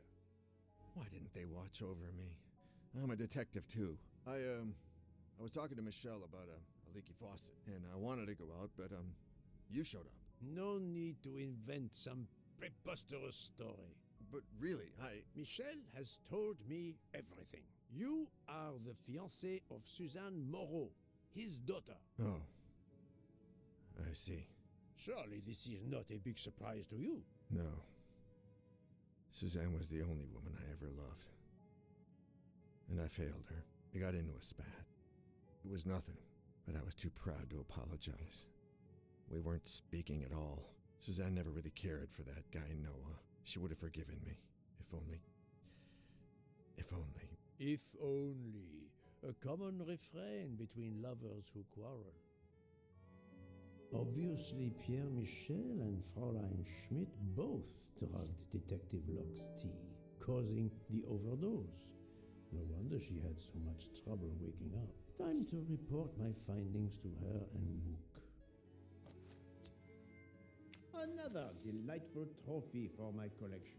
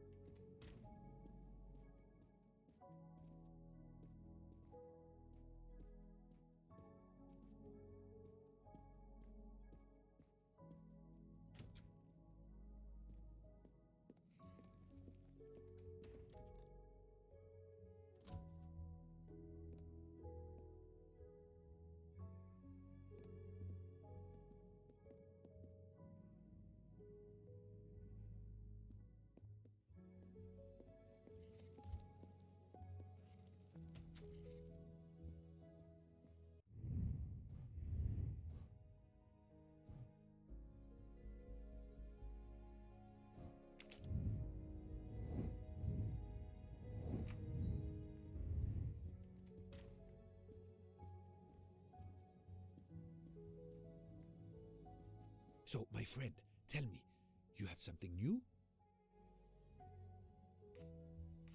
Mademoiselle Locke, I know who drugged you. Fräulein Schmidt and our conductor Pierre Michel both admitted putting sleeping pills into your tea. This explains your overdose. They are relieved you are recovering. Michel drugged a passenger? On behalf of the company, I offer my apologies to you, Mademoiselle Locke. Michel will answer for this outrage. Both of them? I was pretty sure about Fräulein Schmidt, but I admit that I did not suspect the conductor. I have uncovered multiple connections with the Armstrong case. Pierre Michel is the father of Suzanne Moreau, little Daisy's nanny, and Monsieur Hardman was Suzanne's fiancé. As for Hildegard Schmidt, she was the cook of the Armstrong family. What a coincidence, don't you think? But it's incredible! What are the odds that so many people linked to that tragic affair ended up on the same train? About the same as you winning the lottery, my friend. I wasn't the officer who interviewed Fräulein Schmidt back then, so she couldn't recognize me here on the train. How could they know who I was? There were other passengers who might have. Or she may have seen you when you visited the Armstrong home. It is now clear to me that some of the clues to this elaborate plot were staged for my benefit.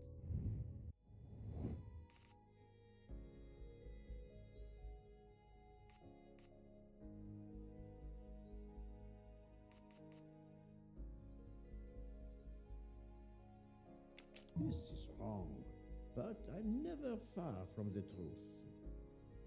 Think, Poirot, that is not a good answer.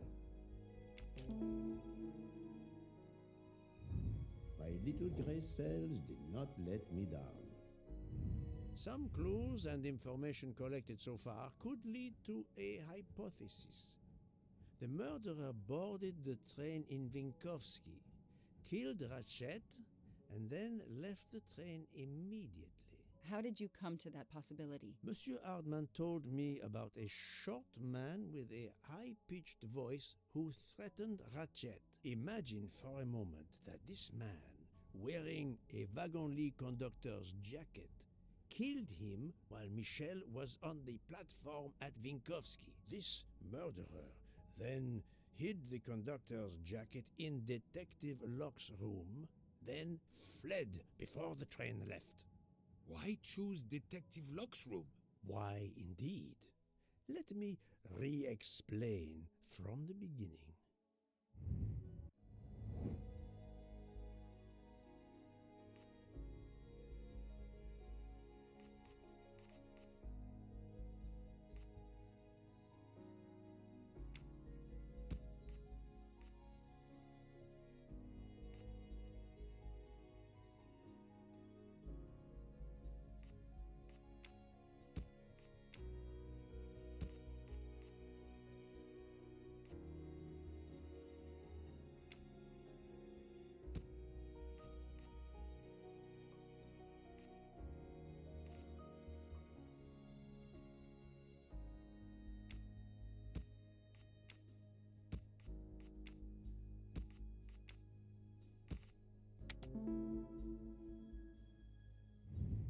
That was easy.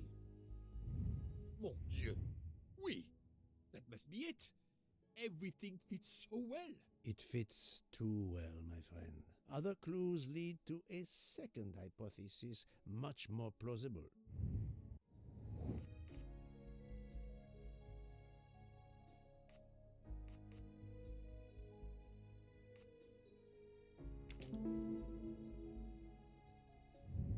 Et voilà. So, we have multiple murderers, all related to the Armstrong case. The murderer from Vinkovsky was a fabrication to turn suspicion away from those on the train. They expected the investigation to be led by some small-town official who could easily be misled.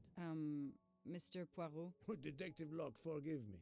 you are an obvious exception. You tracked Ratchet with the tenacity of a bloodhound. Unfortunately for the killers, they not only had you to deal with, but now they had, and I say this with all modesty, the world's greatest detective, Hercule Poirot, dropped into the midst of their meticulous planning. Multiple murderers?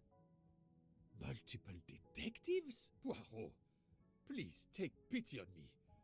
Who is linked to this case, and who is not? My poor friend, I have gone speeding out of the station without you. I will continue.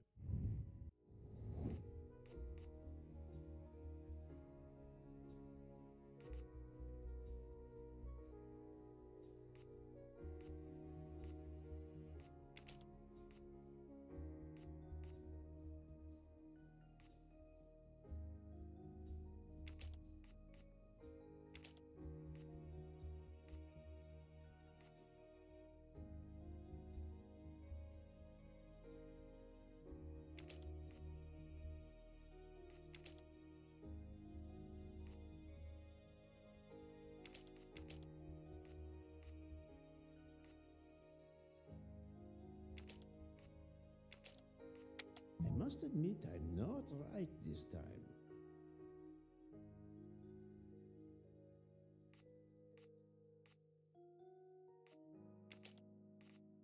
This is wrong, but I'm never far from the truth. I do not think that's the right answer.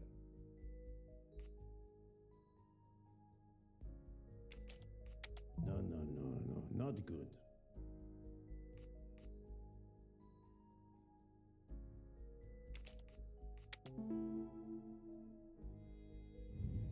That was easy. Fräulein Schmidt, Pierre Michel, Monsieur Hardman, and Monsieur McQueen are all linked to the Armstrong case. I also know that Sonia Armstrong's sister and godmother, Countess Andreni and Princess Dragomirov, are on this train. And finally, Detective Locke discovered that Mr. Foscarelli was the Armstrong chauffeur. If we add Detective Locke and Ratchet, of the 12 passengers in that coach, 9 have a connection with the Armstrong case. What next, Poirot? Or should I say, who next? It is time to summon everyone. Everyone? Even Dr. Constantine? The train crew other than Michel? Dr. Constantine, yes. I will need him. But we don't want the others as witnesses. I will see that their duties keep them occupied elsewhere. Excellent. I have always thought this moment in a case is much like Rodin unveiling the thinker before a captivated audience. A work of art. Have you not felt that way, Detective? No, Mr. Poirot. I'm happy just to slap the cuffs on him. Well, there is some artistry in that as well, I suppose. Where would you like the unveiling, Poirot? The lounge? Perfect. Then I will gather all the passengers in the lounge.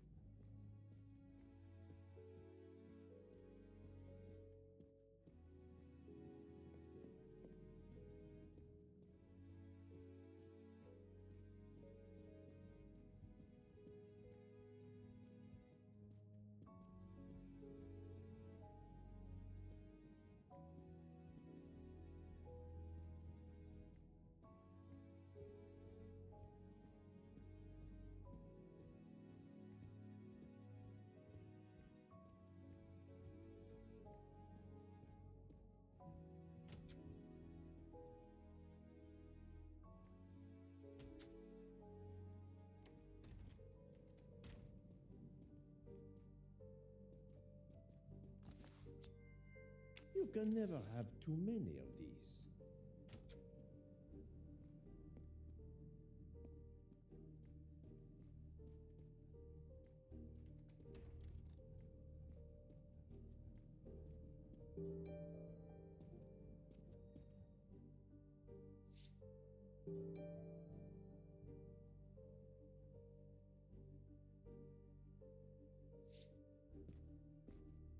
Monsieur Book, are the train crew locked in their quarters? Yes, they are. Then the stage is set for the final act. Ladies and gentlemen, I have gathered you together to hear my reconstruction of the murder of Samuel Edward Ratchet, also known as Cassetti. There is not one, but two possible solutions of the crime. I shall put them both before you, and I shall ask Monsieur Book and Dr. Constantine here to judge which solution is the correct one. Two solutions? Mr. Poirot, I am hardly qualified. Nevertheless, your assistance is required. Now, you all know the facts of the case. Ratchet was found stabbed to death this morning. He was last known to be alive at 12:37 a.m. last night when he spoke to the wagon-lit conductor through the door. His watch was found to be badly dented, and it had stopped at 1:15. Dr. Constantine, who examined the body, puts the time of death as having occurred between midnight and 2 in the morning. At half an hour after midnight, as you all know, the train ran into a snowdrift. After that time, it was impossible for anyone to leave the train. So, here is my first theory. The enemy, as Ratchet expected, joined the train at Vinkovsky by the door left open by Captain Arbuthnot and Monsieur McQueen, who had just descended to the platform. He was equipped with a wagon-lit jacket, which he wore over his ordinary clothes, and a pass key which enabled him to gain access to Ratchet's compartment in spite of the doors being locked. Ratchet was under the influence of a sleeping draught. This man stabbed him with great ferocity, 12 wounds in all. He left the compartment through the communicating door to Madame Hubbard's compartment. Yes, that's so. Scared me half out of my wits. The murderer thrust the dagger he had used into Mrs. Hubbard's handbag in passing. Without knowing it, he lost a button of his uniform. Then he slipped out of the compartment and along the corridor. He put the uniform jacket into Detective Locke's suitcase to cast suspicion on her. And a few minutes later, dressed in his ordinary clothes, he left the train just before it started off again, using the same means for egress, the door near the dining car.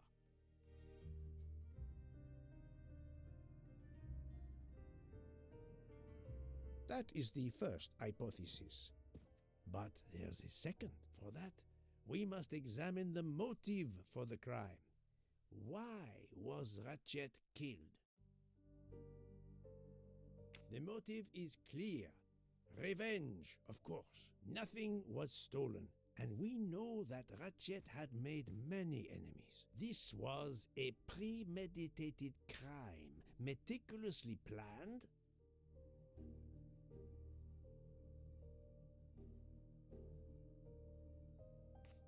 Since the kidnapping and death of little Daisy Armstrong, which traumatized many people close to the family. Even when the police concluded that it was Suzanne Moreau, questions remained. Detective Locke continued her investigation, as did others. They became convinced the truth lay elsewhere. We now know who the real murderer of Daisy is. It is clear now that Daisy's killer was Ratchet, also known as Cassetti and Michael Clark and how many other names. But of course, many of you have known this for a long time. It is obvious that the 12 stab wounds are not a random number. Dr. Constantine's analysis revealed that some stab wounds appeared to have been caused by a right-handed attacker. Others indicated the knife wielder was left-handed. Some wounds were deep, more than one fatal, yet others were not much more than mere scratches. What can explain these discrepancies? This leads us to an obvious conclusion. They are symbolic.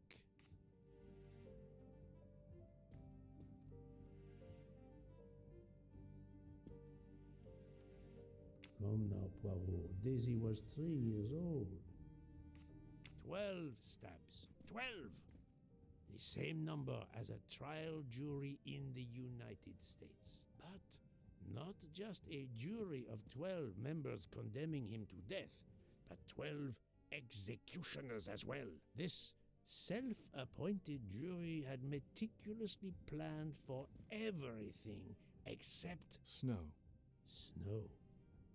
The avalanche that stopped us, as well as the presence of not one but 2 detectives on the train. They had to improvise, to hastily add clues and false leads. The time on Ratchet's broken watch was deliberately set to conceal the true time of the crime. The vial of vaping liquid incriminated Captain Arbuthnot.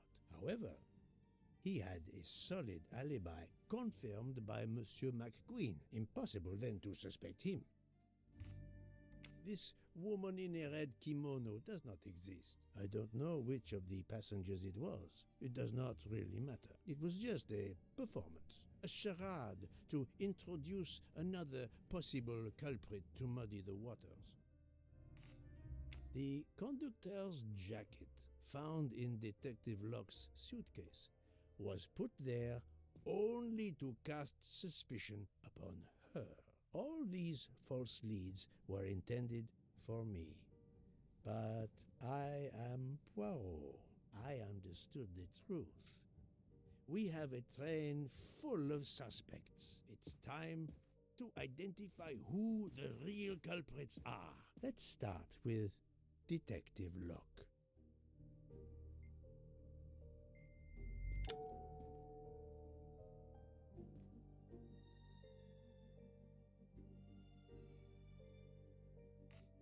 Planting the conductor's jacket in her suitcase was an attempt to implicate Detective Locke, but she couldn't fake her drugged condition. Dr. Constantine can testify that the drugged tea incapacitated her for hours, and she had 2 relapses. Let us move on to Monsieur McQueen. When I told him about Cassetti, he looked very surprised that I managed to make the connection between him and the Armstrong case. He told me, "But I thought we had..." I think he meant...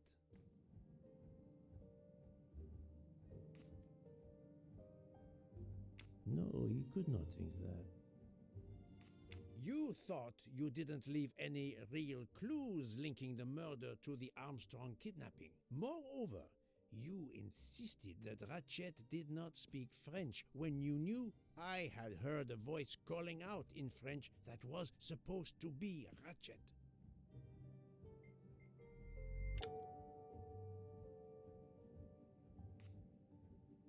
You took some pleasure in leaving me false clues, I think. It was quite annoying. But you told me yourself that your father was the district attorney who handled the Armstrong case. The case haunted my father. At first, he believed Suzanne Moreau had helped her boyfriend, Noah, to kidnap Daisy, even though there were questions that went unanswered, and a young policewoman refused to let it go, continuing to find discrepancies, but never enough to reopen the official investigation.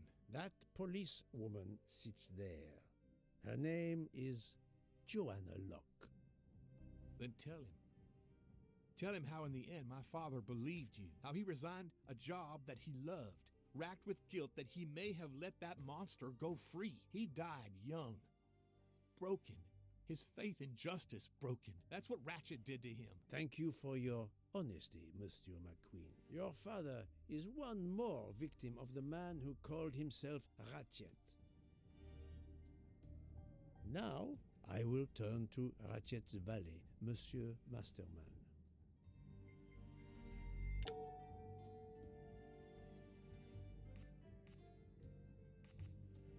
Ratchet sensed danger close to him and naturally wanted to stay awake. You gave him sleeping pills without his knowledge. Once he was sound asleep, you could do what you had to do in peace. Sir, I'll tell you the truth. I was Colonel Armstrong's adjutant in the war, sir, and afterwards, I was his valet in New York. I'm afraid I concealed the fact this morning. It was very wrong of me, sir, but I knew how suspicious it would look. Is that all you have to say? That's all, sir. Now, to leave no suspicious stone unturned, let us move on to Monsieur Book. What? Me? A suspicious stone?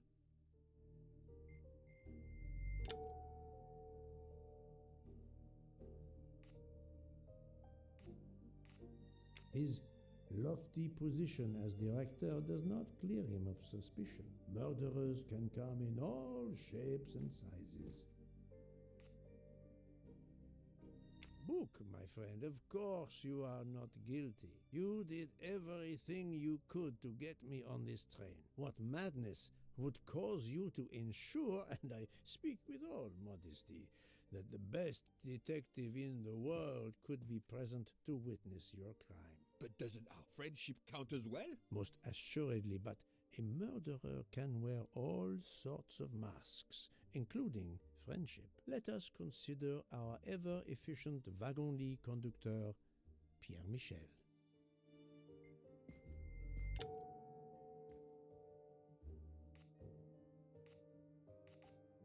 No, that is his motive.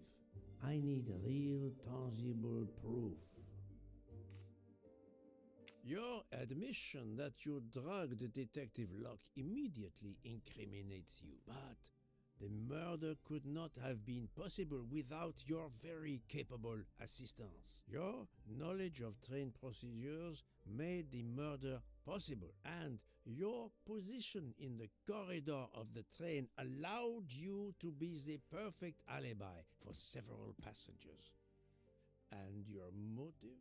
Suzanne Moreau, Daisy Armstrong's poor nanny, who was wrongly accused and committed suicide, was your daughter. C'est un foiré.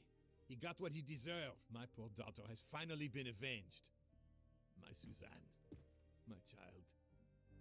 Let's move on now to Monsieur Hardman, one of 3 detectives on this train.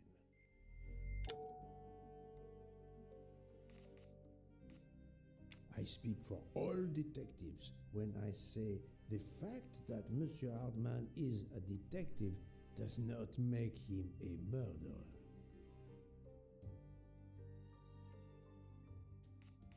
Monsieur Hardman, I think you are a real detective, but you were never hired by Ratchet. Your alibi was that you were watching the corridor to protect Ratchet, which, of course, you never did. You protected Pierre Michel. However, we just saw that his alibi doesn't hold up, so neither does yours. I don't know about the conductor. Being Suzanne's fiancé, you had a substantial motive to punish Ratchet. You used your detective skills, just as Detective Locke did, to hunt him down and finally avenge the death of your beloved. That's right, Mr. Poirot. I do have some detective skills. I never doubted it. Now, Fraulein Schmidt, the lady's maid with the soul of a cook.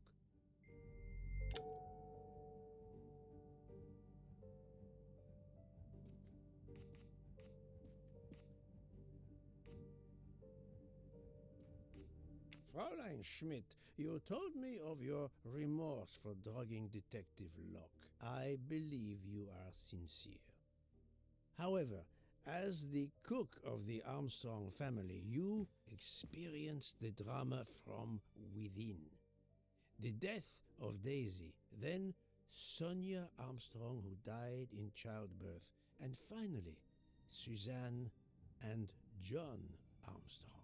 So much misfortune in that poor family. The death of this criminal is only justice. Let us move on to Countess Andreni. I was impressed by the earnestness of her husband when he swore to me solemnly on his honor that his wife never left her compartment that night. Should I believe it? Even if it seems logical, it's more complicated than that. I believe Countess Andreni.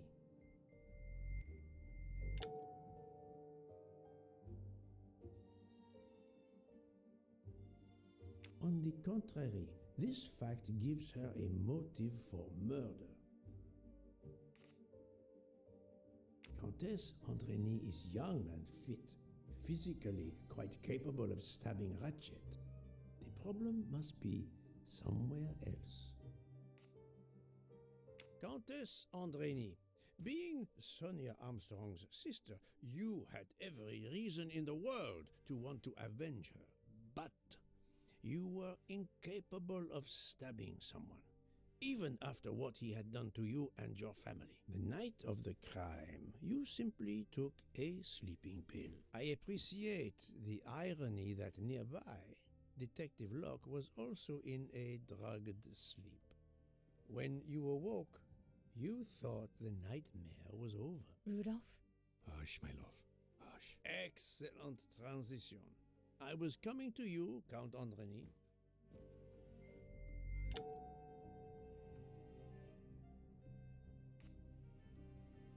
"12 people, a jury.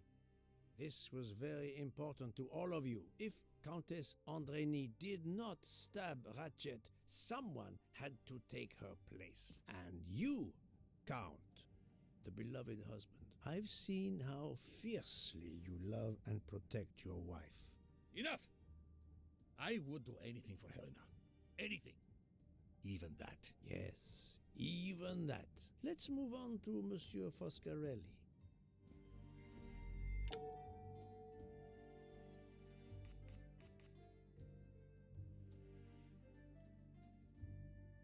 Detective Locke found out that you were the Armstrong chauffeur and that you planned to travel on the same train at the same time as Ratchet. That is what made her decide to obtain a ticket as well. Unfortunately, she could not prevent the murder. Have you lost your tongue, Mr. Foscarelli? Oh, Daisy. She was the delight of the house. Tonio, she called me. And she would sit in the car and pretend to drive me. And you, Mademoiselle Olson, a champion for the immigrants, a worthy calling.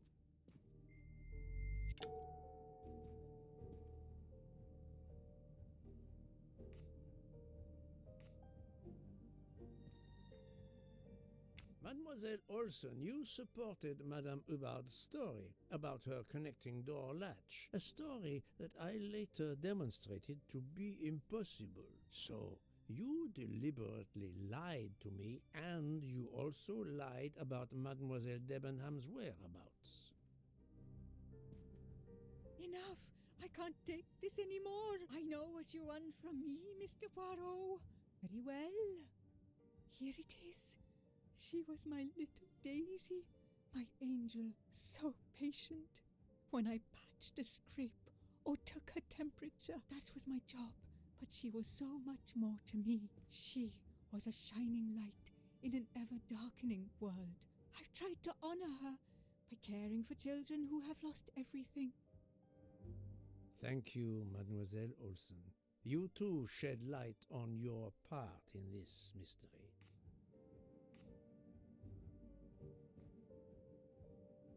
You were Daisy Armstrong's nurse. I will ask you no more questions. It is enough that you have admitted what I know to be the truth, and I understand. Let's move on. Dr. Constantine. You suspect me? I know none of these people. I didn't know Ratchet either. And I've taken a solemn oath to help people, not murder them. Now, really, Poirot, he has helped you get to the truth, not hidden it.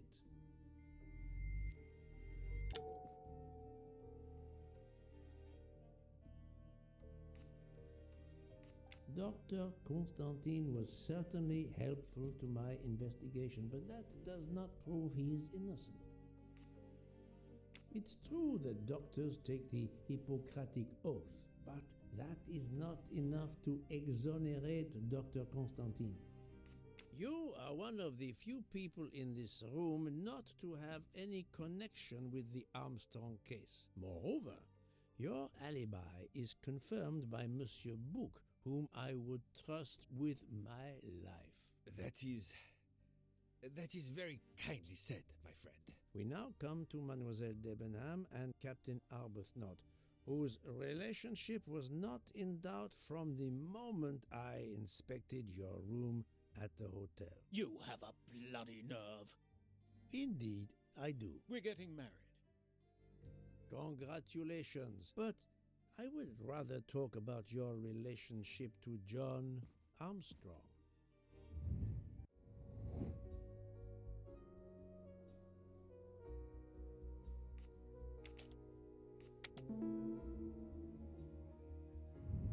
Et voilà.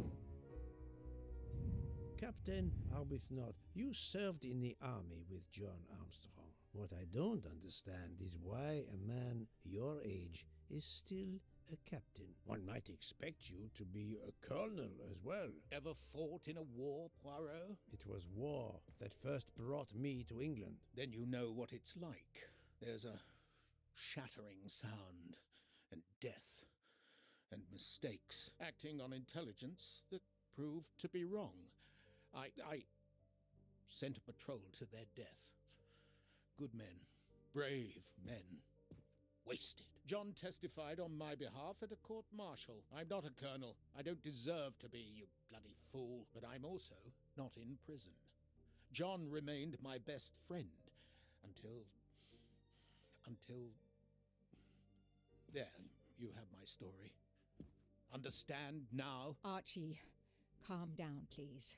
You're right, Mary. What you see in me, I don't understand. Oh, Archie, I see in you what John saw. Miss Debenham, I'm sorry. My turn, is it? I'm afraid so. And you have caused me quite a puzzlement. Your connection with the Armstrong family was not obvious.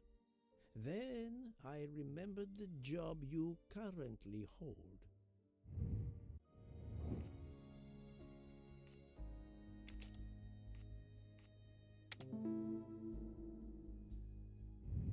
I'm right again.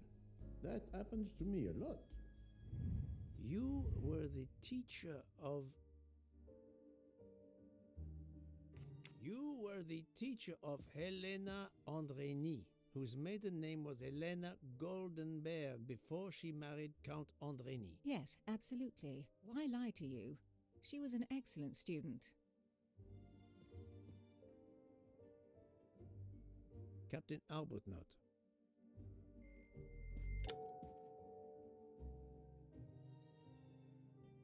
No, his vial found at the crime scene was a decoy.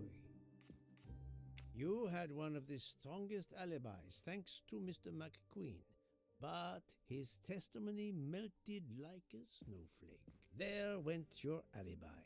Poof! Unless you have another one. As for you, Mademoiselle Debenham,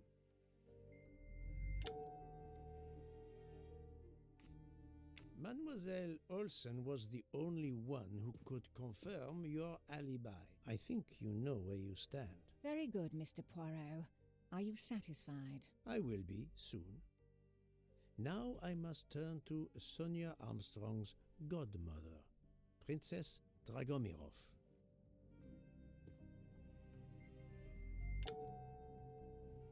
Princess Dragomirov, you weren't on my list of suspects at the start, given your social position. I left my social position in a cold country. Do you object to being addressed as princess? I deny people the opportunity. It makes a good story to tell their friends. It also guarantees a good table in the best restaurants. Princess, there is also, forgive me, your extreme physical fragility. It does not stop me when I must be strong. Indeed.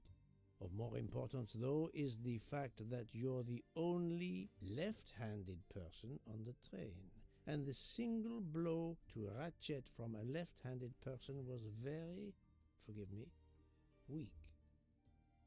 Finally, I'm afraid I know the alibi that you shared with Fraulein Schmidt is false. You have been very thorough, sir.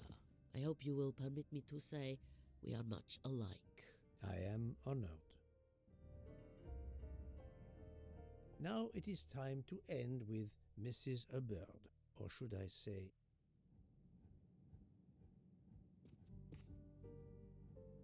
Think, Poirot, that is not a good answer. Linda Arden. If Princess Dragomirov hadn't told me about her relationship with this famous actress, I might not have made the connection. But you are a great actress, madame. Your performance as a flighty, self-involved woman was superb. I never would have guessed something entirely different. As for what ties you to the Armstrong family, it is obvious.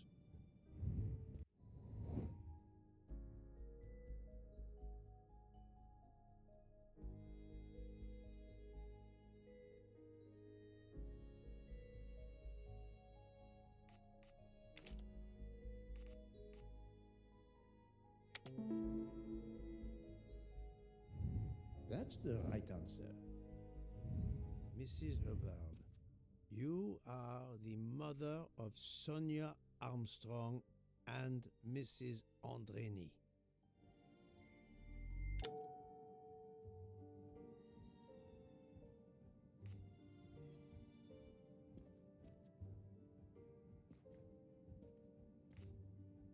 Madame Hubbard, you really are a remarkable actress. You put so much effort into your character and into staging the murder. I saw it as a perfect mosaic, each person playing his or her allotted part, so carefully arranged that if suspicion should fall on any one person, the evidence of one or more of the others would clear the accused person and confuse the issue. Everything was meticulously planned. But you hadn't expected that Detective Locke and I would be on this train, and the avalanche would block it on the night of the murder. You had to improvise. But again, improvisation would be another of your skills as an actress. So you came up with the story that the latch on the door that communicated with Ratchet's compartment was hidden by the handbag. I always fancied myself in comedy parts. That slip about the sponge bag was silly. Shows you should always rehearse properly. You know all about it, Mr. Poirot. You're a very wonderful man, but even you can't quite imagine what it was like. That awful day. I was just crazy with grief. So were the servants. We decided then and there that the sentence of death that Ratchet had escaped had got to be carried out. There were 12 of us, or rather 11. Suzanne's father was over in France, of course. First we thought we'd draw lots as to who should do it, but in the end we decided on this way. It was the driver, Antonio, who suggested it. Mary worked out all the details later with Hector McQueen. It took a long time to perfect our plan. We first had to track Ratchet down. Hardman managed that in the end. Then we had to try and get Edward and Hector into his employment. Well, we managed that. Then we had a consultation with Suzanne's father. Captain Arbuthnot was very keen on having 12 of us. He seemed to think it made it more orderly. He didn't like the stabbing idea much, but he agreed that it did solve most of our difficulties. Well, Suzanne's father was willing. Suzanne had been his only child. We knew from Hector that Ratchet would be coming back from the east sooner or later, by the Orient Express. With Pierre Michel actually working on that train, the chance was too good to be missed. My daughter's husband had to know, of course, and he insisted on coming on the train with her. Hector wrangled it so that Ratchet selected the right day for traveling when Michel would be on duty. And then, at the last minute, you came. For the rest of the story, you worked out everything, Mr. Poirot. You were right about all of us. What are you going to do about it? If it must all come out, can't you lay the blame upon me, and me only? I would have stabbed that man 12 times willingly. It wasn't only that he was responsible for my daughter's death, and her child's, and that of the other child who might have been alive and happy now. It was more than that. There had been other children kidnapped before Daisy, and there might be others in the future. Society had condemned him. We were only carrying out the sentence, but it's unnecessary to bring all these others into it, all these good, faithful souls. You are a director of the company, Monsieur Bouc. What do you say?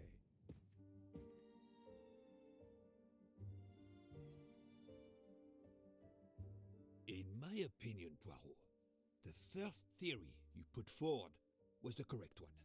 Decidedly so. I suggest that that is the solution we offer to the police. You agree, Doctor? Certainly, I agree. As regards the medical evidence, I think that I made one or two fantastic suggestions. Then, having placed my solution before you, I have the honor to retire from the case.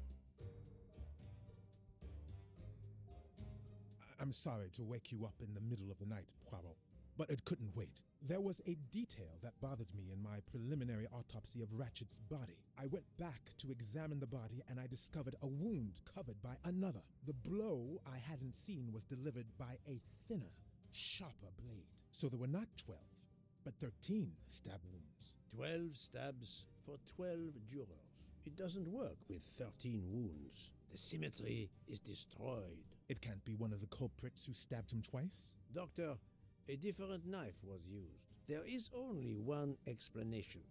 Somehow, some way, there is a 13th murderer on this train.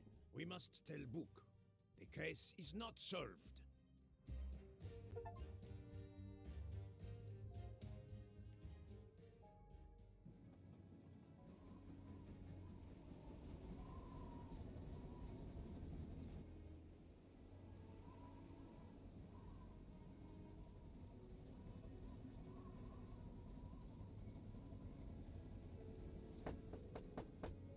Please, come in. Ah, Bouc, I see we are moving at last. Yes. The way was finally cleared while we slept. If all goes well, we will arrive in Venice this evening. The train will be there for several hours for refueling and reprovisioning. What do we do with the 13th murderer? Do you have a lead? I thought about it. There is one clue that was left aside in my investigation. The diary I found in Ratchet's safe mentioned an appointment in Venice. Someone with the initials A.W. He will never keep the appointment.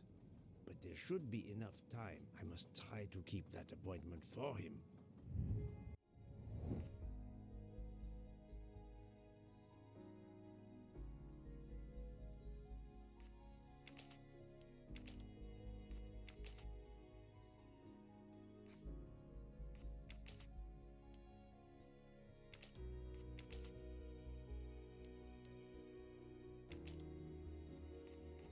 I must admit I'm not right this time.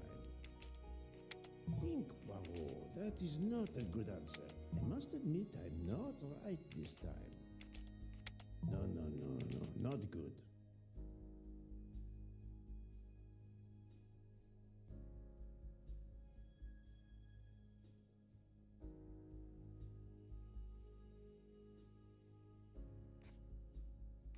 This is wrong. But I'm never far. I do not think that's the right. I must admit I'm not right this time. I do not think that's the right answer. This is wrong. But I'm never far. Think, Poirot. That is not a... That's the right answer.